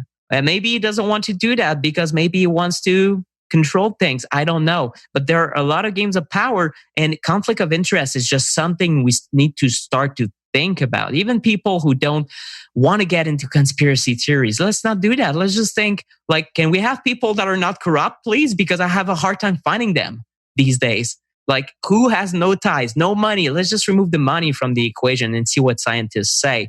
And you'll find a lot of them that say, well, guys, I've been trying to scream from the rooftops, and I'm just Dr. Wodarg in Germany, or Dr. Raoul, who's just the number one expert worldwide in communicable diseases, that has said that basically COVID is a collective hallucinated drama that we're going through. Well, why is he saying that? He has published 2,300 papers in his career. He's one of the most important scientists on the freaking planet, and he's been saying from day one, no, this is not important. Well, no one listens to him because he has no vested interest. He's just saying the truth, but it's not interesting. It's not interesting to have like CNN say, oops, COVID isn't dangerous after all. No one will do that. It sells copy. So it's just everyone has a vested interest. Even the media has a vested interest in like keeping the hysteria going because it sells. In the end, it's money is a huge issue in all that we're seeing right now. It's everyone who wants to get their part of the cake. And I guess that's the end of my rant. Well, on the note of Bill Gates, I will go on record.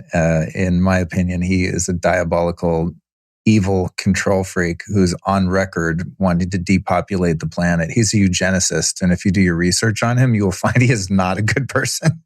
Yeah, there's a lot of stuff I found too that even the way he pushed GMOs and basically he's been accused of continuing the work of Monsanto. That's the most evil company on the planet. So I mean, some things he might have done might have been good, but some other things might have been completely in the wrong direction for humanity, including the use of GMOs, encouraging the use of massive pesticides. I mean, anyway, so that's a whole rabbit hole, but he's definitely not all clean. So stop also just taking people at face value like, oh, he's a good guy.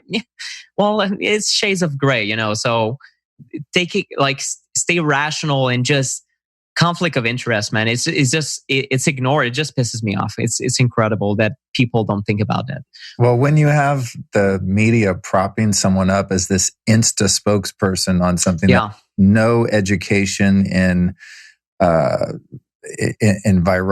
that has no education in science, that has no medical background, that has a history of investing in and supporting companies like Monsanto that are responsible for the degradation of the entire world population's health, and you have someone that's speaking nothing of how to improve your immune function, how to lead a healthy lifestyle, how to prevent yourself from getting any diseases. You have someone who pops on TV and all they have to talk about is the need for vaccines and to make them mandatory and widespread. I mean, come on, people, like, seriously, like, how fucking dumb are people? I'm sorry. I just it's infuriating to me that people are that easily manipulated. It's absolutely insane. And you just look at, as you said, the conflict of interest and the hypocrisy, and do a little bit of research on someone before you give any credence to their recommendations, and look at exactly someone like that. As you said, there's all of these scientists that have written all of these papers and spent their lifetimes researching viruses. And you have someone who is a software inventor, if that's even true, yeah, that's true. Partner, you would get a different story on that. But, why is the news propping that person up as the one that we're supposed to listen to? It's just, you've got to really kind of step back from this and go, does that make sense in any way? And if that's the case, why is that person being selected as, the authority that we're supposed to all bow down to, when they have no background and they have extreme conflict of interest and also have a background to the contrary, which is ideas that are harmful to so many people. But anyway, amen. Enough about that. I just, I have my opinions, and maybe some of them are right. Maybe some of them not so much, but I protect my right to express them. And also I protect Bill Gates' right to express his opinions, whatever his motives are. And he does a lot. And I also don't think that anyone should just listen to my opinion, because, if I have an opinion on something, I always, okay, red light therapy has benefits. I have a vested interest in promoting red light therapy because Juve is going to write me a check for my podcast, and it's like, there you go. Everyone has a motive to do something, and sometimes it is monetary. And I think when you have that motive and you outwardly express that motive and make it very transparent, that changes the way you're doing things. I want people to go to my website. I want traffic to my website because that's my living. So in the end, conflict of interest. Okay, I make a living. I sell a book. I go on podcast shows. I hope you're subscribed to my newsletter, because right now my business is struggling in the last 3 months because people are just reading about COVID. So There you go. So, I mean, everyone, if you have an online business as online influencer, it's also important to mention it. So my conflict of interest is I want people to, I guess, give me money in exchange for me doing my research. Something like that. That's like my goal in life with EMFs is really informing people about an issue and being able to just make a paycheck. Yeah. Amen, brother. Okay, so let's take a pivot. It's just so funny. I had no idea we were gonna like go off this hard on that other thing, but anyway, it's timely and it's on top of mind for many people right now. And it's almost like I feel like we need to do 2 episodes, but while we're here, let's just do it. We'll just go for it. Sure.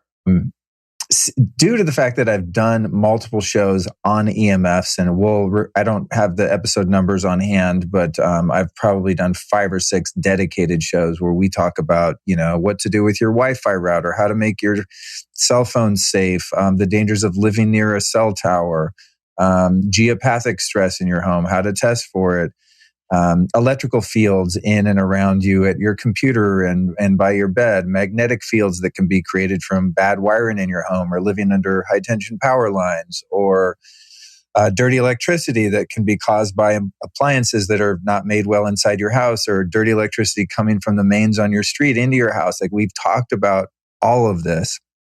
And so I'll refer people back to those shows just in the interest of time, because I know you have a lot of knowledge about all of that.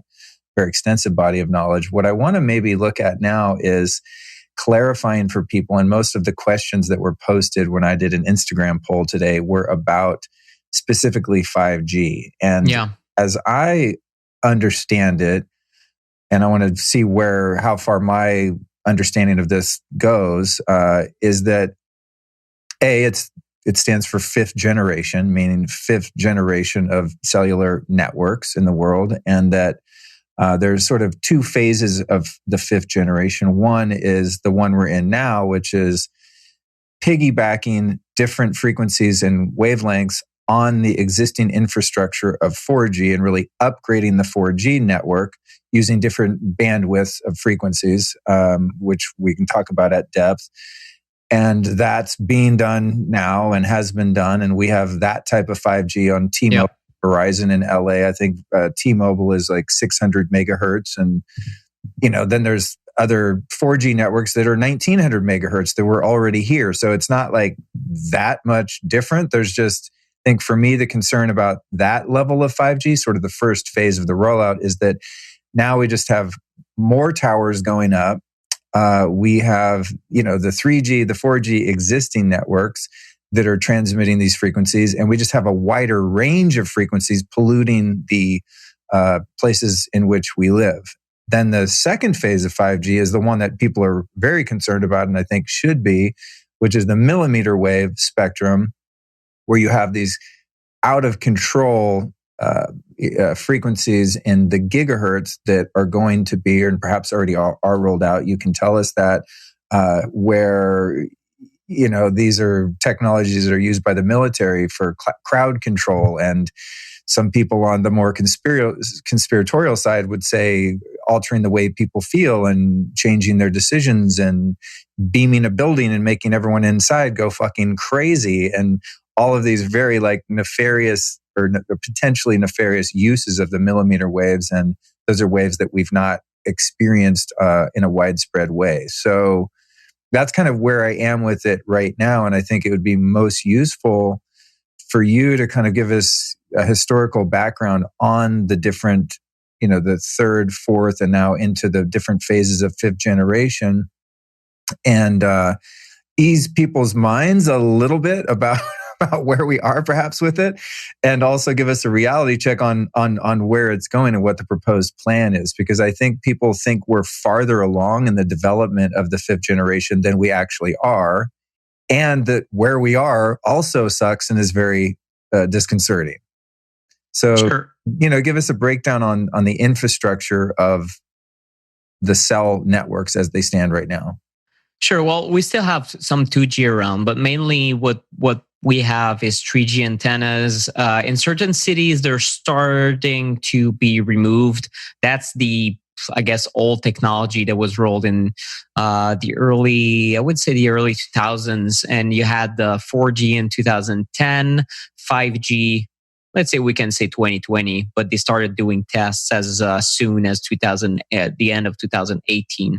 So each generation brings different technological advancements. The 4G could also be called 4G LTE, so long-term evolution is the acronym.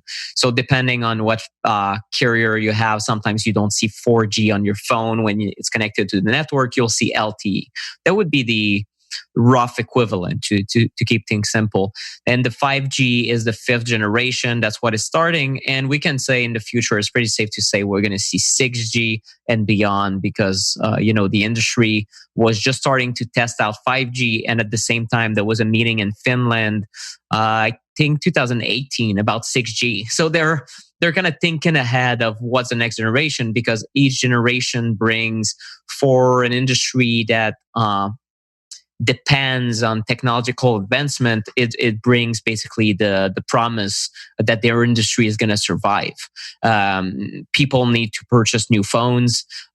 Users need to have other cool things to do with their phone, including maybe eventually holograms and like new tech that's going to help sell more stuff. That's so the telecoms wants to send the users the data that they demand, so the faster speed, the fidelity, the always connected, the Internet of Things. Also, the fact that you have trillions of sensors everywhere, so your toaster can talk to your phone, and you can start your toast as you're stuck in traffic, and you're like, oh, I'm just craving peanut butter and jam on 2 toasts, and you're like ding ding ding, and maybe your robot even at home could listen to your voice and kind of prepare that for you. So it's a future that they envision where you have more and more applications that are wireless. So 5G comes with also that, and 6G and beyond is, well, we don't know yet, because it's like the future. So they're always thinking ahead of new applications. The main problem with 5G, obviously, when it comes to health, is the densification of, let's just call it electrosmog. So if you imagine that right now we had 2G, 3G, 4G, LTE antennas, Wi-Fi routers, hotspots, Bluetooth enabled things everywhere. It's a lot of electrosmog that has just increased tremendously in the last 10 years. In the last 20 years, it's crazy. In the last 2 years, it has increased like crazy. In developing countries, the increase is even more steep, because they're just getting on board. And instead of going to the 1G, 2G, 3G, they're like jumping straight to 4G.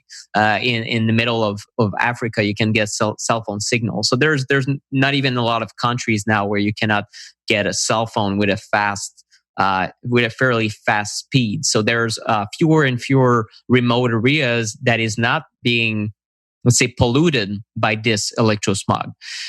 So that's 5G is that. 5G is also, on the health standpoint, something that a lot of people don't think or talk about, is the fact that is how electrosmog is disruptive to human biology.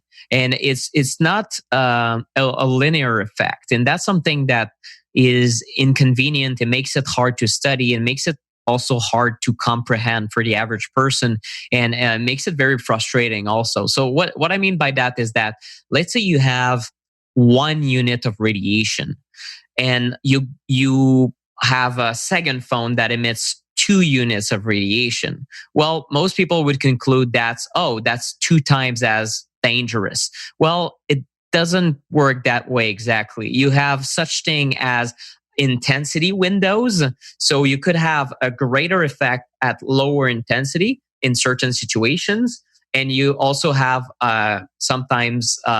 So you could have greater effects from 1 to 3 units of radiation, and then from 100 to 105 units of radiation. So it is weird, because biology doesn't respond to electrosmog the way it responds naturally to other poisons.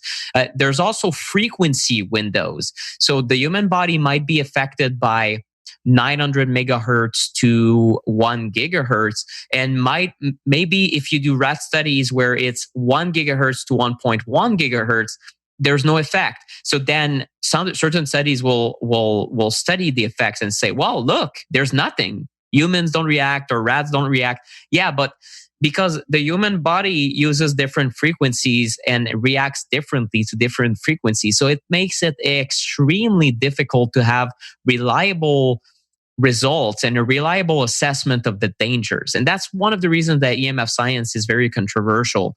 The industry will use that as let's say, an argument of no effect. Like, you see, there's nothing here, and the studies are inconclusive, right? So that's one of the main problems.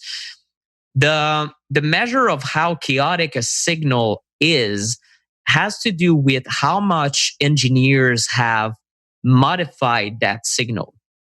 Okay, in nature, you have different EMFs. Imagine, just look at the sun outside. The sun emits all kinds of EMFs in a certain spectrum, some of which is visible. You can see the colors of the light, and some of it is invisible, like certain waves of infrared and certain waves of UV. But we know that they impact us. We also know that there's a dose-response relationship. You get too much UV, you burn. You get not enough, you don't get your vitamin D. So natural EMFs, we know that they can harm, we know that they can heal, and we know that they exist.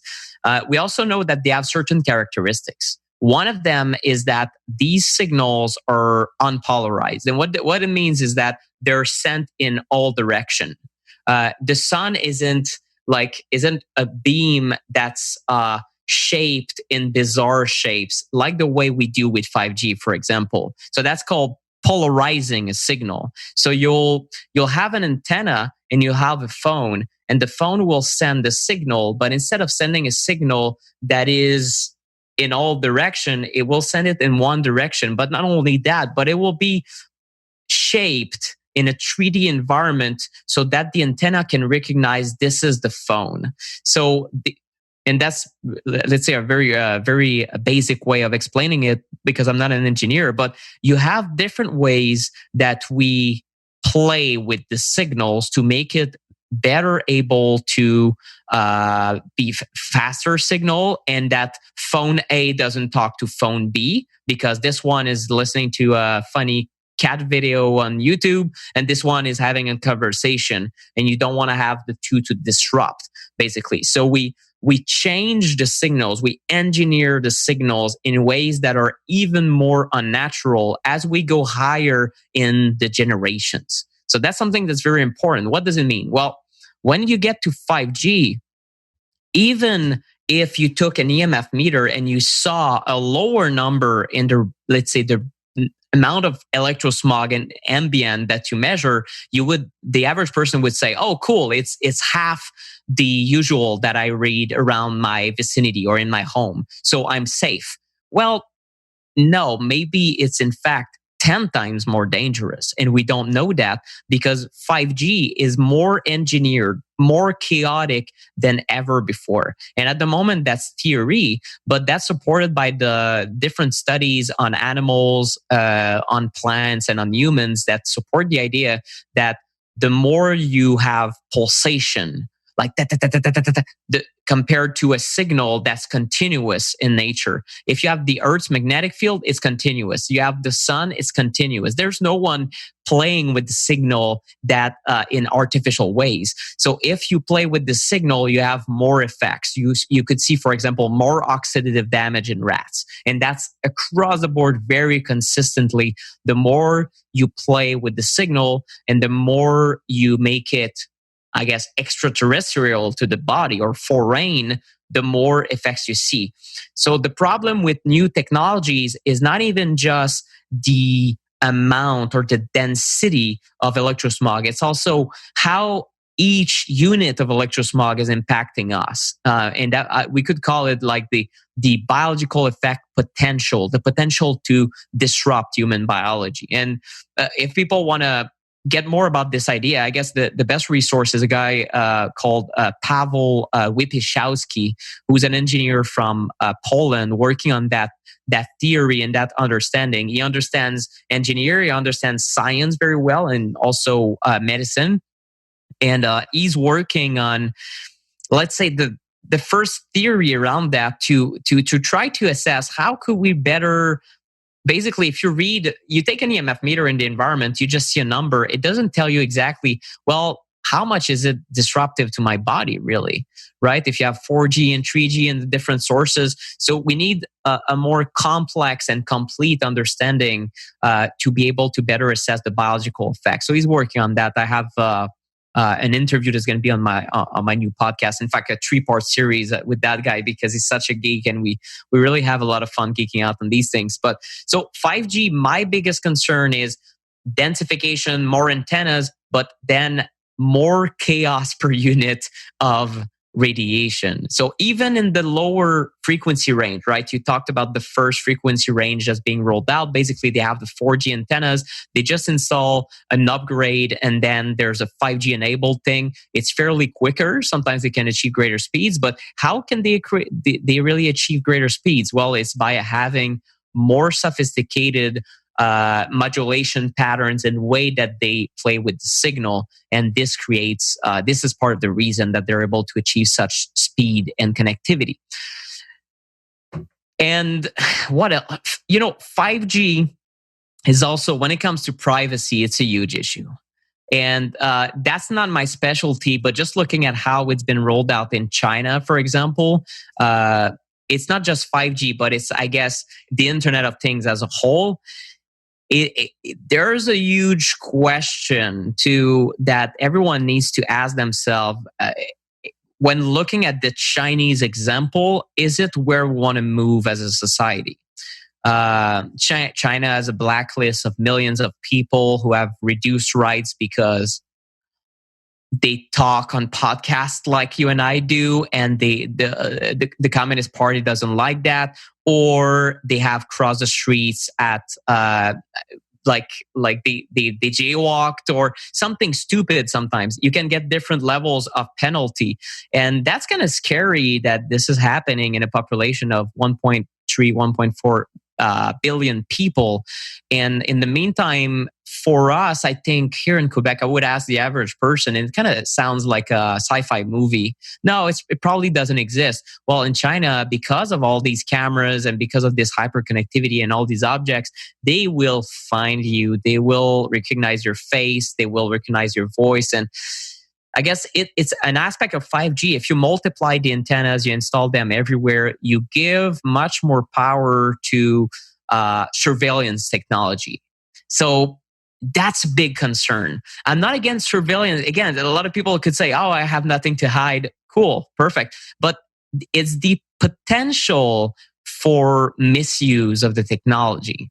If, I don't know, if right now you trust the president of the United States, cool, perfect, you love him. But what about in 4 or 5 presidents? Maybe it's going to be someone who's more of an extremist. And then the way they're going to use the technology that's in place, well, now they decide what to do with the antennas. So it's the potential to spy on people or even use it for nefarious racial profiling or religion profiling. Who knows? And that's, for me, that's a huge concern. Also, the fact that we're installing all these things and moving in the direction where it gives a lot of people the power to use surveillance technology for whatever agendas that they like at the moment. And we as citizens are kind of, oops, it's there.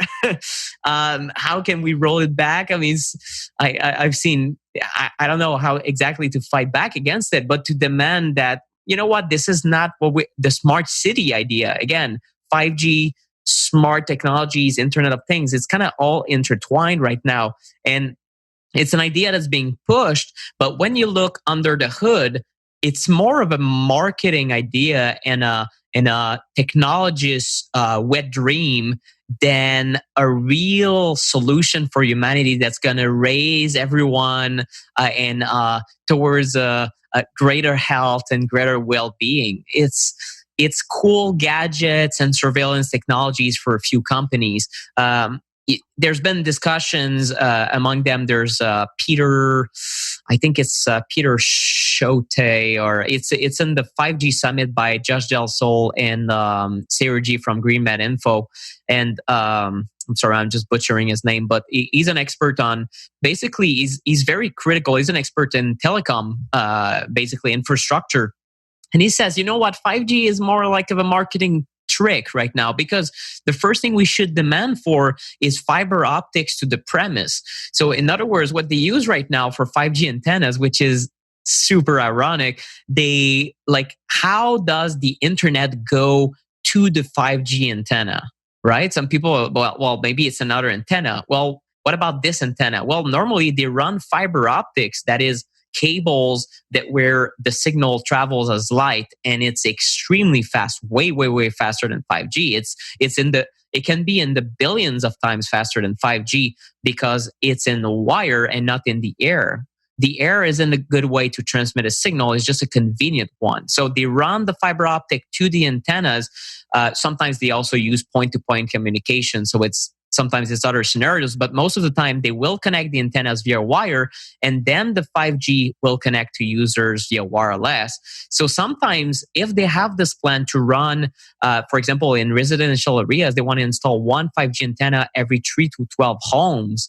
Well, that's a lot of densification, and the fiber optics will be rolled out up to the antenna, like 15 feet from your home. But they decide not to take the wire and plug it inside your home on your Wi-Fi router and have everyone have Ethernet cables, because it will kind of kill the industry, right? So it's really a wireless push right now. 5G is part of this corporate agenda. They want to push wireless. They make money with wireless. Wired, well, they wouldn't make a lot of money. So it's really something they try to convince people that they need to go wireless everything, ditch your landline. Wired internet, it's old stuff, right? It's kind of for people who don't understand how technology works. And it's really this push towards more and more wireless, unfortunately. So it's really, so 5G, I guess it's a new technology, but also a push for a global use of wireless, like anything we've seen before, really. And unfortunately, it's going to move us in a direction where the health effects are going to be worse. So going back to where we are in terms of the technological progress, people, I think in a city here like LA, are freaking out because now 5G is active and live. They don't know the difference between the frequencies being used in the current version of 5G and what people are really afraid of, which is the short range millimeter wave. Yeah. Gigahertz, the whatever it is, 24 to 80 gigahertz or whatever. I forget the numbers, but break down like the difference between those two stages of 5G. Now, I'm not excited about the current stage of 5G because there's just more electrosmog in the environment where I live altogether. I mean, I tested it here the other day with my friend Brian Hoyer, who has, and I want to get into some of the, also like how we test and the meters and what ones work for what and what don't. But we went and tested the neighborhood, and there is indeed 5G here in the 600 megahertz range, which is what's claimed on the T-Mobile site. But we've also gone around and tested with his very sophisticated equipment, trying to find things within the, I think, 30 to 80 gigahertz range on some of these newfangled street light cell towers and stuff to see if we can pick up those frequencies. And we really are unable to really pick anything up within that range, which tells us that level of 5G is not active, at least in the areas where we tested. Some say that in downtown LA, they've got that live, the millimeter wave stuff. We picked up some radar and military things and other things like that, but not the specific range that's supposed to be the next 5G. So perhaps tell us about, what stage we're in and what the different towers look like and do. Because I think what I used to think around LA when I saw these new streetlight towers pop up, these really weird ones that are very close to businesses and homes, I thought that was all the 5G. But when we've tested them, they're just transmitting the frequencies of 4G. Yeah, well, same frequencies, but again, the health effects might be worse at equal power level, and that's something to talk about. But mainly, the first rollout or the first part of the rollout is the FR1, frequency range 1, and that's at the moment in the US the bulk of the 5G service is 600 megahertz to 6 gigahertz, around that. And the good news is that with the average EMF meter, if you just buy a cheap one, you would see it on your meter. Again, the problem is that it wouldn't differentiate 5G, 4G, 3G, so it doesn't tell you exactly how it impacts you, but you can at least measure your environment, see a before and after, if you do shielding or if you get away from the city. So there's still use. Your standard meter is basically all of 5G, except some applications right now that are being used in downtown areas that I'm aware of, where they've done testing basically for the what's called the FR2. And the FR2, there are certain bands that are going to be used around. Let me find. It's 12 to. It can go up to 60, but most of them is. The millimeter wave starts at 20 gigahertz, more or less. So it will be 20 to 40 around that area. And there's even applications for a new type of Wi-Fi that's trying to emerge. I don't know if it will be really a thing, because it's a technology that in its infancy, and I have seen a few articles that talked about the fact that technologists aren't really picking up on it, but it would have been 60 gigahertz for Wi-Fi, because there are such thing as there's just a technicality, but that's an unlicensed band. So in other words, anyone can use it at any time. Whereas other bands, like you have certain bands, let's say 12 to 13 gigahertz would be purchased by Verizon, and then 13.5 to 14.5 would be purchased by AT&T. So each one has their highway of information that they can use. So as we move forward to the higher millimeter wave bands, what's going to be different is these antennas. I'm not positive if it's going to be brand new antennas or if the current antennas have already this capability, but they need to install a lot of them, because this is basically a line of sight technology. So imagine you're walking on the street. If you come around the corner in the street, well, the millimeter wave has a hard time really finding you. Sometimes it's going to use some technologies to bounce off buildings and certain reflective surfaces to still find a signal, but mostly is going to connect you to a different antenna every couple seconds. But I get 30 seconds when you walk by. So there's going to be intense densification in urban areas, but it's something that's costly and hard to implement in areas where there's not a lot of people. So it's more likely than not going to be a technology where there's a lot of people, where people meet, maybe especially at the beginning streets where people do business. So downtown areas, maybe areas with bars, like the cool neighborhoods with bars. We're going to put a lot of 5G antennas, and then people are going to walk around, and the antenna is going to literally point at your phone as best as they can. And of course, there's kind of the side effect is going to hit other body parts and whatnot. And this is when millimeter waves come into play, because it's way, way, way faster. It gives you the ability to transfer data at a much higher speed because you go up in the higher frequency range. And there's this perception at the moment that the higher you go in frequency, the more side effects. And it's not necessarily true. We don't know exactly what the effects will be. Personally, I think it will be pretty bad. Don't get me wrong. But I don't know how it will compare on a biological standpoint to other technologies. In the end, millimeter wave technology has been studied. There's older studies on it, but the way they're again playing with the signal, who knows what it's going to do to human beings. And really the problem, and everyone who wants to oppose that 5G rollout is really that we should be reducing our electrosmog exposure based on the studies. And we should have done that long time ago if it wasn't from the huge, again, getting in, you want to talk about corporate interest, just study who's behind what kind of money is there to be made in wireless and tech. That's huge. And that's, folks, this is bigger than big pharma. So imagine how much push there is to make sure that it takes as many decades as possible before this stuff is mandated at lower levels and we start reducing levels. At the moment, they're just basically controlling essentially the FCC that's supposedly the regulatory agency, although they have zero medical people at the FCC.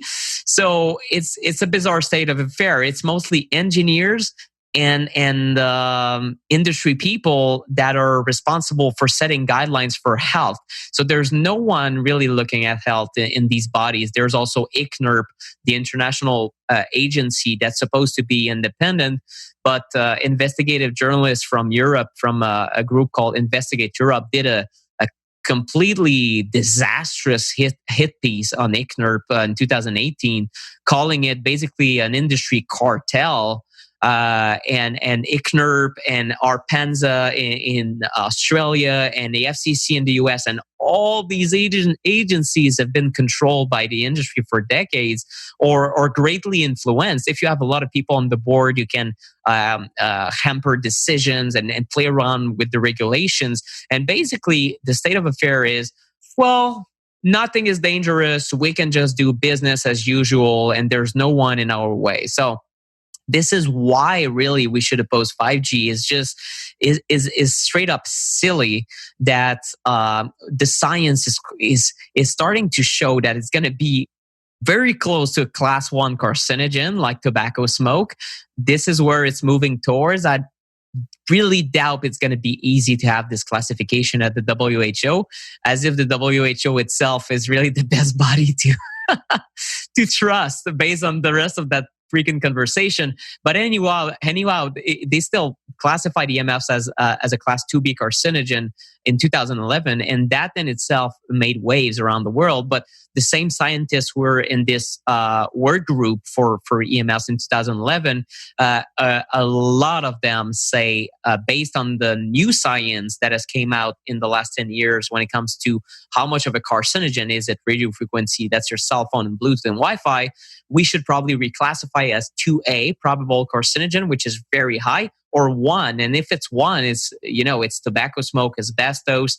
If it's 1, it will be regulated worldwide. But how can you do that in a society that wants the opposite? We want faster signal, more wireless, and against an industry that's multi-trillion. So it's going to be especially difficult. So 5G to me is a big problem because it's adding up, and this adding up to the entire problem we had before. And this millimeter wave thing will only, who knows what is going to create on top of everything that we're seeing at the moment, including the very real and extremely dense science. Proven, I would say completely proven, that EMFs will reduce your sperm count, quality, motility, all aspects of male fertility. There's no denying that. The Mayo Clinic researchers, the Cleveland Clinic of all people, mainstream researchers, mainstream fertility experts say, don't put a cell phone in your pocket. And that's already a done deal. There's been a done deal for a few years now that they've been saying that. And yet, the average person has a cell phone in their pocket. It's not mandated. There's no warning. They can't even vote on a warning because the industry lobbying pushback would be so huge. So it's really advancing at a snail's pace right now. And other activists and lawmakers and incredible nonprofits are fighting that fight, trying to do their thing and lobby at a city level, at a state level, at a country level, to make sure that regulators understand the scope of the problem, because they've been sold a bill of goods. They've been influenced to say, well, do you want to be modern in New York City? Well, install 5G because you're going to be a modern city. If you miss on installing 5G, you're going to be an old, rusty city, and you won't make it in the top charts of the most tech-savvy cities in the world. So it's kind of a trend at the moment, and there's a lot of hype behind it, and that's why they're moving with the 5G rollout. The millimeter wave band, I don't know exactly when it's going to be used. I think that in the industry, again, there's so much hype and so much money that they were kind of saying, oh, it's going to be 2019. Oh, no, now it's going to be 2020. Oh, no, now it's going to be 2021. It's moving towards that. The 5G phones were the main thing, I guess, slowing down that rollout because there weren't a lot of 5G phones. Now there's a handful, and it can be safe to conclude 2021, every phone on the market that's coming out will have 5G capabilities. And after that, they need to install the infrastructure. That is a lot of millions and billions invested. And then we're going to see, unfortunately, a huge densification of electrosmog in cities. Where, especially in downtown areas. So what can I say? Like, if you live in a densely populated areas, you already have to deal with, well, viral diseases, wink, wink, and transmission of all sorts of bugs, stress, traffic, smog, and then electrosmog is just adding on top of it. So being healthy in a very, very densely populated area, I think it's safe to say it will become increasingly difficult. It's not nothing new to say. It's just that it's just another factor. What makes it especially dangerous is that it's being massively denied that it's a problem. And I think this is where the corporate powers that be and their convoluted relationship with media are really starting to rear their ugly head. Yeah, I know what you're talking about. Because of the correlations some people have made between the 5G in Wuhan, China becoming activated, and I think it was 2019, and then all these people falling ill, and the correlations between 5G in different Italian cities, in New York City, et cetera. There is some overlay of the map of where 5Gs roll out and where the worst hit areas of this virus are. And so where the media reaction has gone is that it's a conspiracy theory that people are saying 5G causes sickness that we're calling COVID. And I've not heard anyone say that. What I've heard say are very credible scientific people, for the most part, saying that it's known that radiation damages your immune system and lowers your immunity, making you more susceptible to all sorts of different pathogens, one of which being viruses. And so when that theory or that observation came to light, then you have media organizations now banning any news reports or independent media like this, just bringing up the conversation. Hey, is there any correlation between, public health and safety and our susceptibility to viruses like COVID-19 and the proliferation of radiation in our urban centers? Like, that seems like a really valid question to ask. Yeah. Now, just talking negatively about 5G is getting you banned from different platforms, which is terrifying and should sound the alarm for people.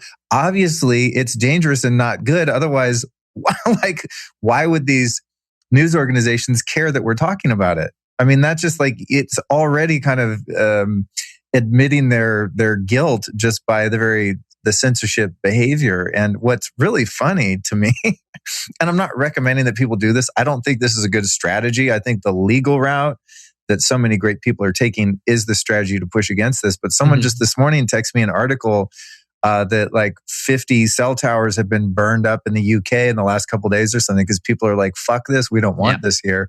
Again, I don't think that's a great strategy, because then it further paints everyone as lunatics that want to be tested as safe, so it's not effective. But there was a little part of me that's like, got him. You know, you got 50. Just for a second, I must admit, sometimes I see that I'm like, bastards. But at the same time, yeah, I know what you're saying. It's. I want to talk about the well, first my business. Oh no, my agenda, my business is. I'll be banned. I mean, you know what? When I started talking about COVID, I told myself, and I told my wife and business partner, she didn't like it for many reasons. But I was like, well, I have to talk about it. I have a moral responsibility because I'm finding that I don't think the numbers really match the reaction, and I have a moral responsibility to talk about it. I was launching my freaking blog at the same time. So basically, I can conclude that I'm going to be banned from search results eventually. I'm going to be banned from advertising on Facebook, and maybe even having a Facebook page. Maybe my personal profile is going to be banned. I don't know what steps are going to be taken by tech giants. I'll be banned from Reddit. I'll be banned from LinkedIn. I'll be banned from Amazon eventually. So all these tech giants are taking tremendous steps to control information around COVID in the name of fighting misinformation. And now it has spilled over to 5G, like you said. And when I saw that, I was like, there you go. I called it. I called it 3 years ago. I was talking to my wife. I was like, you know what? A lot of vaccine information has started to get censored on these big platforms. I bet you that eventually will be 5G. There you go. It was just a matter of time. And again, not conspiracy. I think that in the tech industry, there's a dangerous utopia going on. And it's a very, I don't know how they think really. I want to interview someone who's on my, I have a new podcast I'm launching, Smarter Tech. And I want to interview someone from the industry who thinks it's a good idea that Facebook, Google, Amazon, and all this group of tech giants control messages because it's the right thing to do for humanity, because misinformation is killing people. I want to hear them. And then I want to challenge them. Well, okay, guys, who decides what is true? And then they will say, well, is the WHO? Is the WHO independent? Clearly not. So we have a problem right there. So it means that through corporate agendas that are imposed on certain organizations that are supposedly independent, we will get that misinformation, that censorship coming from whoever is interested in WHO, in the FCC, so that would be the telecom giants, in the official organizations, and then it will spill over to censorship at the Google and Facebook and Reddit and LinkedIn and Amazon levels. And then all of a sudden, you can control an entire population. You control the narrative. Basically, you control what is true for humanity. This is an extreme danger to democracy.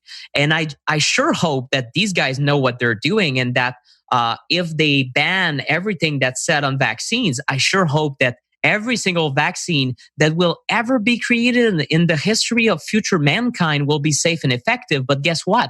There will probably be one or two vaccines that kill people, because not all technologies are completely safe per se. So if we get the idea that all of a sudden we cannot talk about vaccine safety, where will be the debate? It will be nowhere. It's madness. You cannot do that. You cannot do that. And not talking about the fact that Facebook and Google have investors, and these investors are part of it is big pharma. So, I mean, it gets crazy. But again, conflict of interest. Why would you censor all information on 5G? It doesn't make sense. It's like putting everyone in the conspiracy theory etiquette and just saying, yeah, these guys are crazy anyway, and 5G is safe. Are you kidding me? It's just a very, it's a huge slippery slope, I think. But what's going to happen though? And I mean, I heard a great interview Dr. Mercola did with someone who's a professor studying kind of how Google might modify search results with to be in line with certain agendas. And it's fascinating work. Very, very credible professor. I cannot recall his name, but basically he said, well, people eventually are going to get smarter and they're going to get on a new search engine. They're going to purchase products from other companies. They're going to leave Facebook. So I think that very soon I'll start recommending my readers to start using other platforms. Because geez, I mean, I want to talk about 5G. You want to be informed. You want to inform your friends. And if I want to be calm and rational and not completely lunatic about 5G, I cannot even talk about it now. Well, that's not democracy. That's not free speech, and that's just unacceptable to lump an entire topic. I mean, imagine the entire topic of the future use of wireless radiation all of a sudden has been censored on the planet, or it's like in the process of disappearing. Geez, come on. It's like you do the same with pesticides. All of a sudden, everyone thinks pesticides are safe and effective. So I find it completely crazy, Luke. But at the same time, there's a response to that, and it's called talking to each other and going on other platforms that are independent. And eventually tech giants will actually have to change their behavior because they'll start losing money. That's how we can impact that, I think. Yeah, that's a great point. As I live stream on Facebook and Instagram right now. Oops. Yeah, but we'll be banned. We'll both be banned eventually. It's like a question of time. That's unfortunate. It's like, at which point do I guess the more integrous platforms that are now, of course, going to emerge, and heads up any entrepreneurs, like what an amazing opportunity we have to build robust, secure communication technologies within social media that are uncensored. What an amazing opportunity. So anyone listening, like, hello, here's your chance. But it's like, I wonder sometimes, when do we make the jump? Because as much as like I'm sitting here live streaming on Instagram and Facebook, which is obviously Facebook owned Instagram, and they're compromised, that they're evil. I mean, it's just evil. Like, think of how many families are going to be harmed because they can't research the safety of immunizations, or how many people are going to be unknowingly, like I was for 3 fucking years, with a cell tower next to my bedroom that almost killed my ass, because now we can't talk about like, hey, is this safe? Like, how far should you live from a cell tower? Which type of tower? It's like, but when do we make the jump? Like, when do I really say like, all right, goodbye? And this, these followers that I built, and this kind of perceived value that I have in my social platforms, and all of the content that I've dumped into them. It's like, when do we trust these new platforms enough that they're going to be secure and robust and well trafficked, where we literally just shut down the old paradigm accounts and just leave Facebook, leave Instagram, leave Twitter. Don't use Google, have our own thing. It's I think it's something that's we're going to be forced, many of us, to make those jumps and make those decisions. True. Plus, we'd like to, because I love the platforms right now for what they were built for, to reach people and communicate different ideas. But when they start to be controlled from the upper room there, it gets very George Orwell and really bizarre and scary when you see like people being taken down now that are just at all critical of some of these like obviously controversial topics that really do need to be discussed in the interest of public health and just the future of our civil liberties. It's insane. So it's, and on the other side of that, it's all theater. And I recognize that this whole thing is just kind of a game that is called life. And it all is an illusion in one sense, meaning that it's just kind of part of the melodrama. And we're just caught up in this myopic point of view in our evolution right now, and all will be well. But at the same time, I don't feel comfortable just sitting back and doing nothing and not saying anything and just going like, oh, it'll all work out in the end. It will. But we have to put up some kind of a conscious fight or resistance, or present at least alternatives to the direction things are going now. So that's kind of where I am with it. It's sort of this love-hate relationship with the technology. And I'm watching people that I'm about to interview, like David Icke and Dr. And now I'm like, holy shit, the London Real, which is a very middle of the road. Like, I'm way more controversial than Brian Rose. And I have people on that are like way farther out there than he does, I think.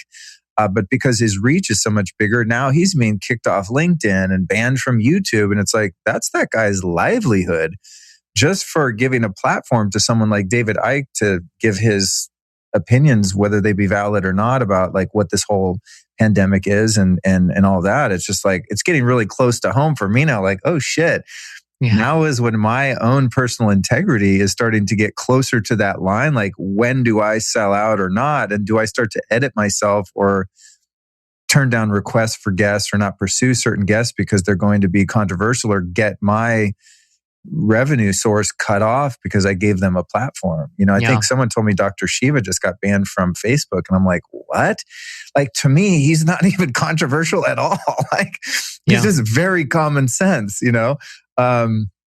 So yeah, it's a strange time we live in, man. I do want to cover with you though, a couple things that have been requested by people. And that is, you know, when it comes to the EMF issue, I don't think anyone with half a brain can argue that living surrounded by these invisible fields is unhealthy. And that while we want to maintain a positive attitude and stay out of fear and anxiety, which compounds that, you know, the physical risks that we're enduring, when we want to just be logical and try to mitigate those things, when it comes to our living environment, what I always recommend to people is like, they want to know what meters to buy and stuff. If I say, if you live anywhere near a city or a large town, like, just save the money on all the meters and hire someone to come do, you know, an analysis of your living environment, and then shield your kids' room and your bedroom. And at least while you sleep, live in as EMF free environment as you can. And I think people are waking up to that concept of like, don't get caught up in the minutia of like, what's happening, just fix it in a blanket way, which can be quite expensive. Maybe you can speak to that. But when it comes to 5G and the different frequencies that are being used now and the millimeter waves, do the shielding paints and fabrics and all the things we can do to create a more harmonious environment within our homes or offices work? Like, is there a way to protect yourself against 5G? Like, I have my Lambs radiation proof underwear right now, which are one of my sponsors, one of my favorite sponsors, because I like, thank God this company exists. We need more of this. Like I want all my clothes to be EMF proof all the time, which is maybe, you know, an idea that I'll toy with at some point, having a fashion background. But are there simple things we can do without getting caught up in the paranoia to just make our bedroom safe, even against the oncoming onslaught of all these new frequencies that we're being bombarded with? Yeah, the advanced solutions are still going to work. It's just a matter of ensuring that the paints you use, or there's window films or curtains and floor mats and bed canopies, so different types of shielding fabric that use kind of intertwined with silver or copper or even stainless steel. So all these technologies need to be tested at higher frequencies down the road.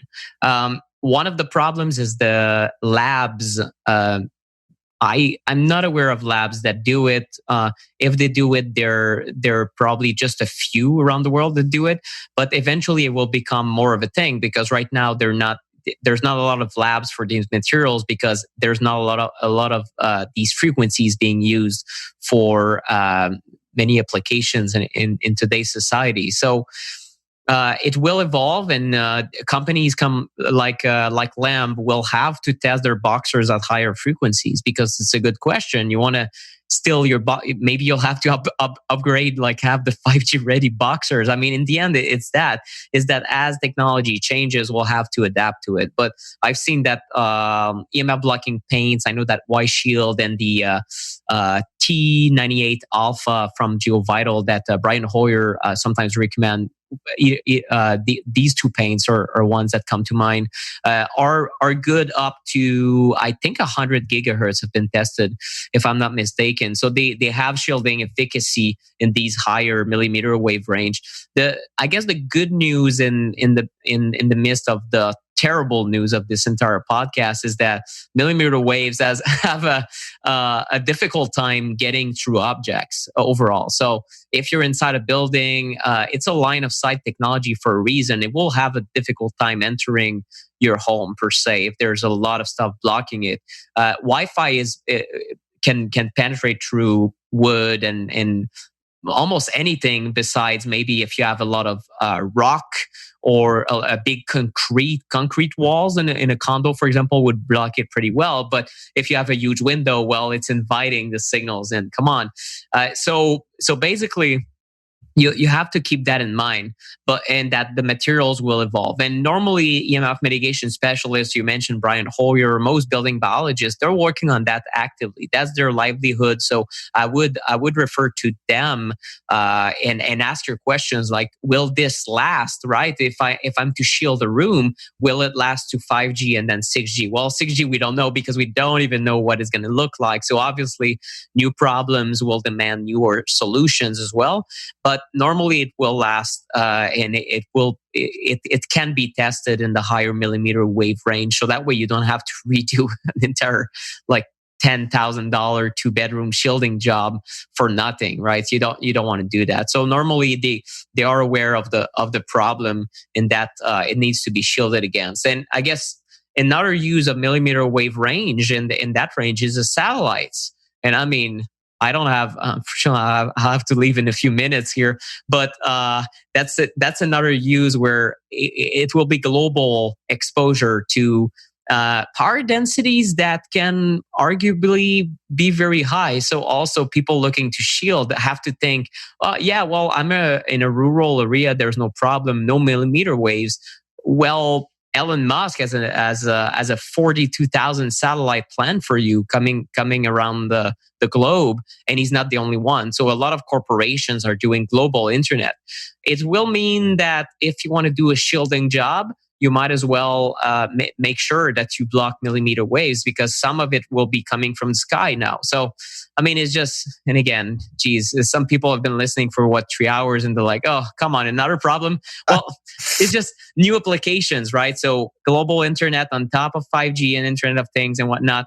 Why not? Because it will give almost free internet to everyone, at least 1 megabyte per second on an educational and democracy standpoint. It can be a good idea in theory. I think in practice it's a horrible idea simply because of the science we have at the moment just doesn't support the idea that rolling satellites around the planet to send out signals towards everyone is a good idea. It's just quite the opposite.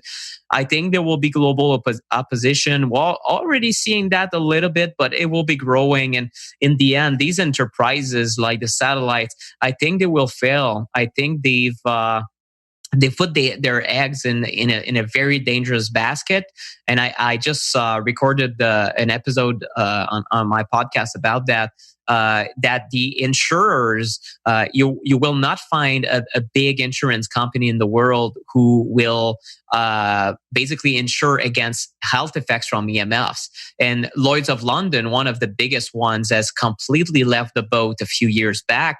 And the top 3 reinsurers on the planet have left the boat. So what they say is they put provisions in all of their contracts. They do not cover for any health damages related to EMFs. And that's because they're convinced they're convinced that it's a huge liability, basically, because they're like, it's kind of a carcinogen and it's being rolled out everywhere. So we're not paying for that.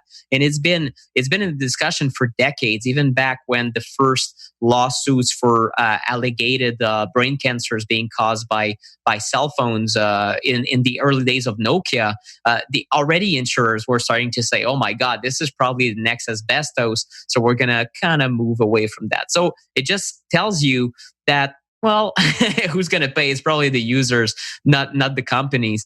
But keep that in mind when you do anything at home, that basically you can do 2 things. The first thing you can do is get rid of your devices, turn them off, remove them, not have them. It's easier said than done. You do one step at a time. I'm not for I'm not an extremist or for a judgmental approach to people who have Bluetooth things and whatnot, but minimize your exposure. So it means if you have a Bluetooth toaster, well, okay, good for you, but unplug it. Make sure it's not on 24/7. Plug it when you need it, or maybe when you leave home and you want your freaking toast to be ready in time. I don't know what fancy use you want from your technology. And if you're into these things, fine, but it won't support your health and it will probably do the opposite. So just keep that in mind, minimize your use, turn off Wi-Fi, try to go wired. And then the second thing you can do is to shield against your environment. The stuff you cannot turn off, the satellites and the 5G. And what you've said, Luke, is exactly that. Shielding the bedroom is the number one thing to do. Shielding an entire place, if you have the means to do it, it could be a thing. But the bedroom is so important. And Brian, I've done a collaboration lately with Brian Hoyer. We're going to actually... I don't know when it's going to be posted, but we're working on a course. And basically, we're teaching people how to clean up their environment. And when it comes to the exterior, the best you can do, again, is just shield your bedroom. It's an investment. There's no like magic thing that you can install that much that's going to protect you 100%.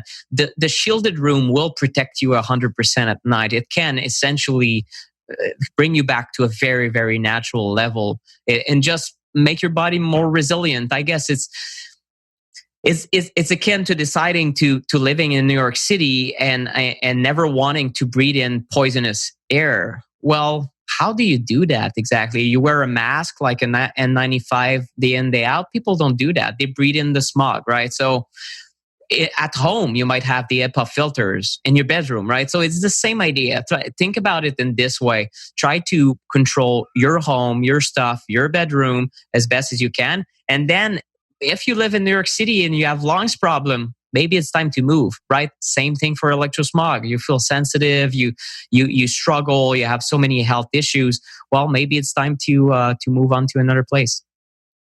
Well, I think that's a sober analysis and recommendation, and falls in line with what I've always recommended people. And I'll just add to that. I think that it's really important, rather than trying to become an engineer yourself, save up some money, hire a building biologist like our mutual friend Brian Hoyer to accurately assess your house, because things could be a lot better than you think they are within your house. I have a friend of mine who just had this other guy who's in LA named Orem Miller, who's a big... Oh yeah, he's one of the top ones. Very, very nice guy. My buddy's place, and he sent me an email. He said, man, he came out and he said, inside, there's a couple things I got to tweak, but basically inside my house is like as good as camping. Wow. I don't know who he lives in, but he might have been freaked out. Oh, I'm getting 5G radiation. I'm going to get cancer. And you get a guy that comes in with $30,000 worth of meters and knows how to use them and does a test and is like, nah, you're actually pretty good. You're on a great block right here. You're next to the ocean or in a valley or, whatever the case may be. So I think in some cases, your exposure is much worse than you think it's going to be. And in some cases, it's not actually that bad. So saving up a few $100, I mean, I think most of these guys probably charge $800, $1,000 or, depending on the size of your home. If you're in a smaller apartment, it could be less, but getting someone who's got the gear, knows how to use it, and can come give you like a unbiased scientific appraisal of what your environment looks like, and then make some recommendations in terms of what the highest priority, lowest hanging fruit issues are. For me, for example, in my home, one of the reasons I moved to this house is because it had no RF here at all. There was no cell service. And I was like, yes. Nice. Of course, I didn't think that through. That meant now I have to have Wi-Fi on in the house all the time. Otherwise, my phone won't work. So I was like, God damn it, kind of shot myself in the foot on that one. But at least I'm not next to a cell tower.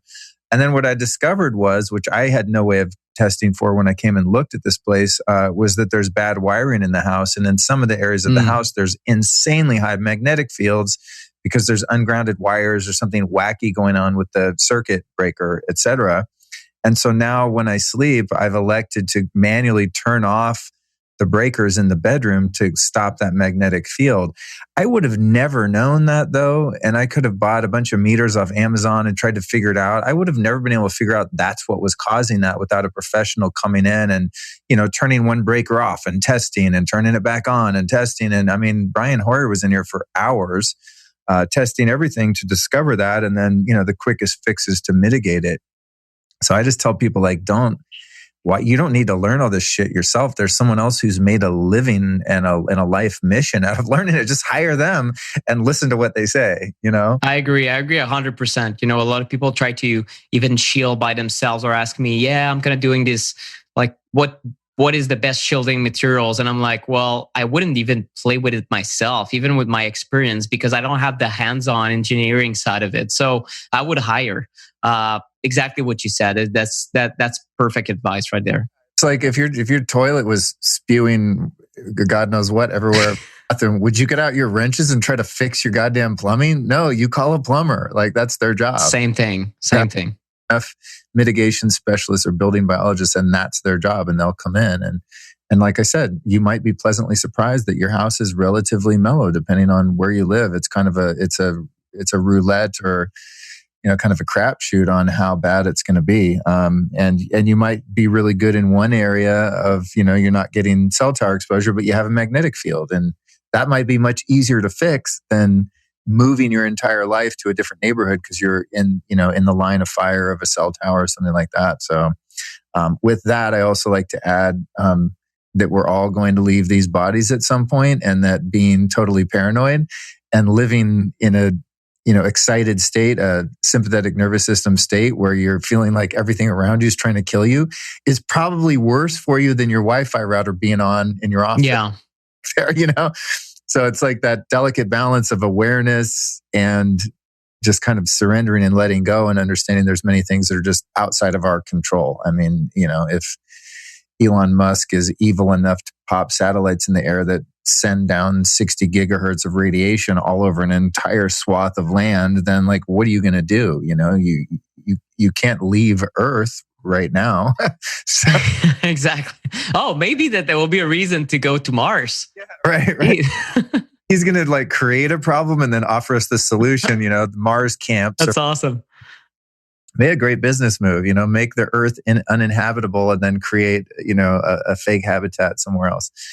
Well, I think we covered it. God knows, we've been going 7.5 hours here, whatever it's been. So I want to thank you for your time and expertise. And I'd like to perhaps check in again in the near future and maybe do another episode where we kind of give an update on some of the EMF issues and things that you're discovering. Because I know you're on the front lines of this. So you're a great resource to really get a snapshot of where we are. And it's, of course, evolving and changing all the time. So thank you for doing the work that you do.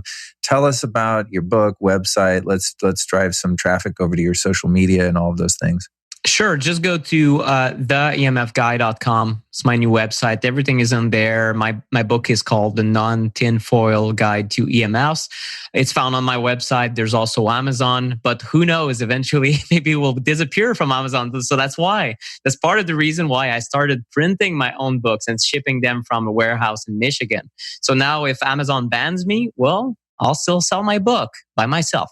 So I'm still on social media platforms. If you want to check me out on YouTube, I have a few videos there. On Facebook, Nick Pineault, but that's a complicated name. Just go to my main website and you'll find all my resources. And eventually, I don't know when you're going to listen to this, but we're going to come up with a course, How to Clean Your Home with Brian Hoyer. We don't even have a name for it yet, but it's in the projects, probably this summer, once life restarts. And I hope that everyone loved the episode. And again, I'm not a COVID expert by any mean, but at least I want to invite everyone to ask questions. That's important. Not think that you know everything or start fighting on the internet over arguments, but ask questions. Where are the conflicts of interest? The questions that journalists should be asking, really, but they're not. So ask question. Well, are these numbers valid? What are the numbers? And we're gonna get through this. In a few weeks, things will have calmed down as far as COVID goes, especially if you're listening to this on April 16th. And after the fact, we're going to be able to look at the situation and look at the data. And if it turns out that COVID wasn't the problem, it was displayed to be, well, we can keep certain people accountable for the panic, or at least keep that in mind for the future. maybe we've overreacted and what has happened, and then we'll have a calm discussion about it, and we'll be able to point towards this event being maybe when humanity fell into a little bit of panic for a while that wasn't granted. Who knows? But there's going to be great lessons that's going to come out of it, if you want my opinion. Most definitely. I think we're on the verge of a global awakening as a result of the jumping the shark of the, of the powers that be on the thing. In closing, tell us who 3 teachers or teachings have been in your life that have influenced your work that our audience might be able to go learn some more from. Geez, one is a guy you won't be able to learn from. His name is Salvatore Scali. He's a copywriter who taught me really, gave me the love of writing, and that's when I was doing copywriting for TV, for mainstream media of all things, doing TV promos for shows that like reality shows and whatnot. It was a good patch for 3 years in 2010. But he taught me so many things about. I guess that's why I can do persuasive selling, and that's why I'm able to sell my information. I think without that, I would be a struggling author trying to make a point, but really without the business skills behind it. Another one. Well, I want to mention Brian Hoyer. Geez, he's a colleague, but he's a pioneer in a lot of things he does. We communicate often. We're going to do a new course together, and he's been an inspiration. Kind of the same age as me, but he has He has his fifth now. No, his fourth daughter, I think, or is it? I think he has another son. Anyway, he's a father of 4, traveling all around the world. Very nice inspiration to me. And another one I mention, I would say Professor Ole Johansson from Sweden, who's a kind man who has supported my work tremendously, gave me incredible props, and he's a high-level scientist with over 600 studies he has done in his long career, and he's still fighting the good fight, trying to inform governments all around the world, doing presentations at the parliament in different countries, European countries, and he's a big inspiration because he's such a nice man, and he knows the problem, but he always stays so calm and happy still. So even after an entire life studying that topic. So I guess that's it. Awesome, man. Thank you. Thanks for the recommendations. And thanks for coming on the show, man. I look forward to seeing you soon. Thank you, man. It was awesome. Anytime.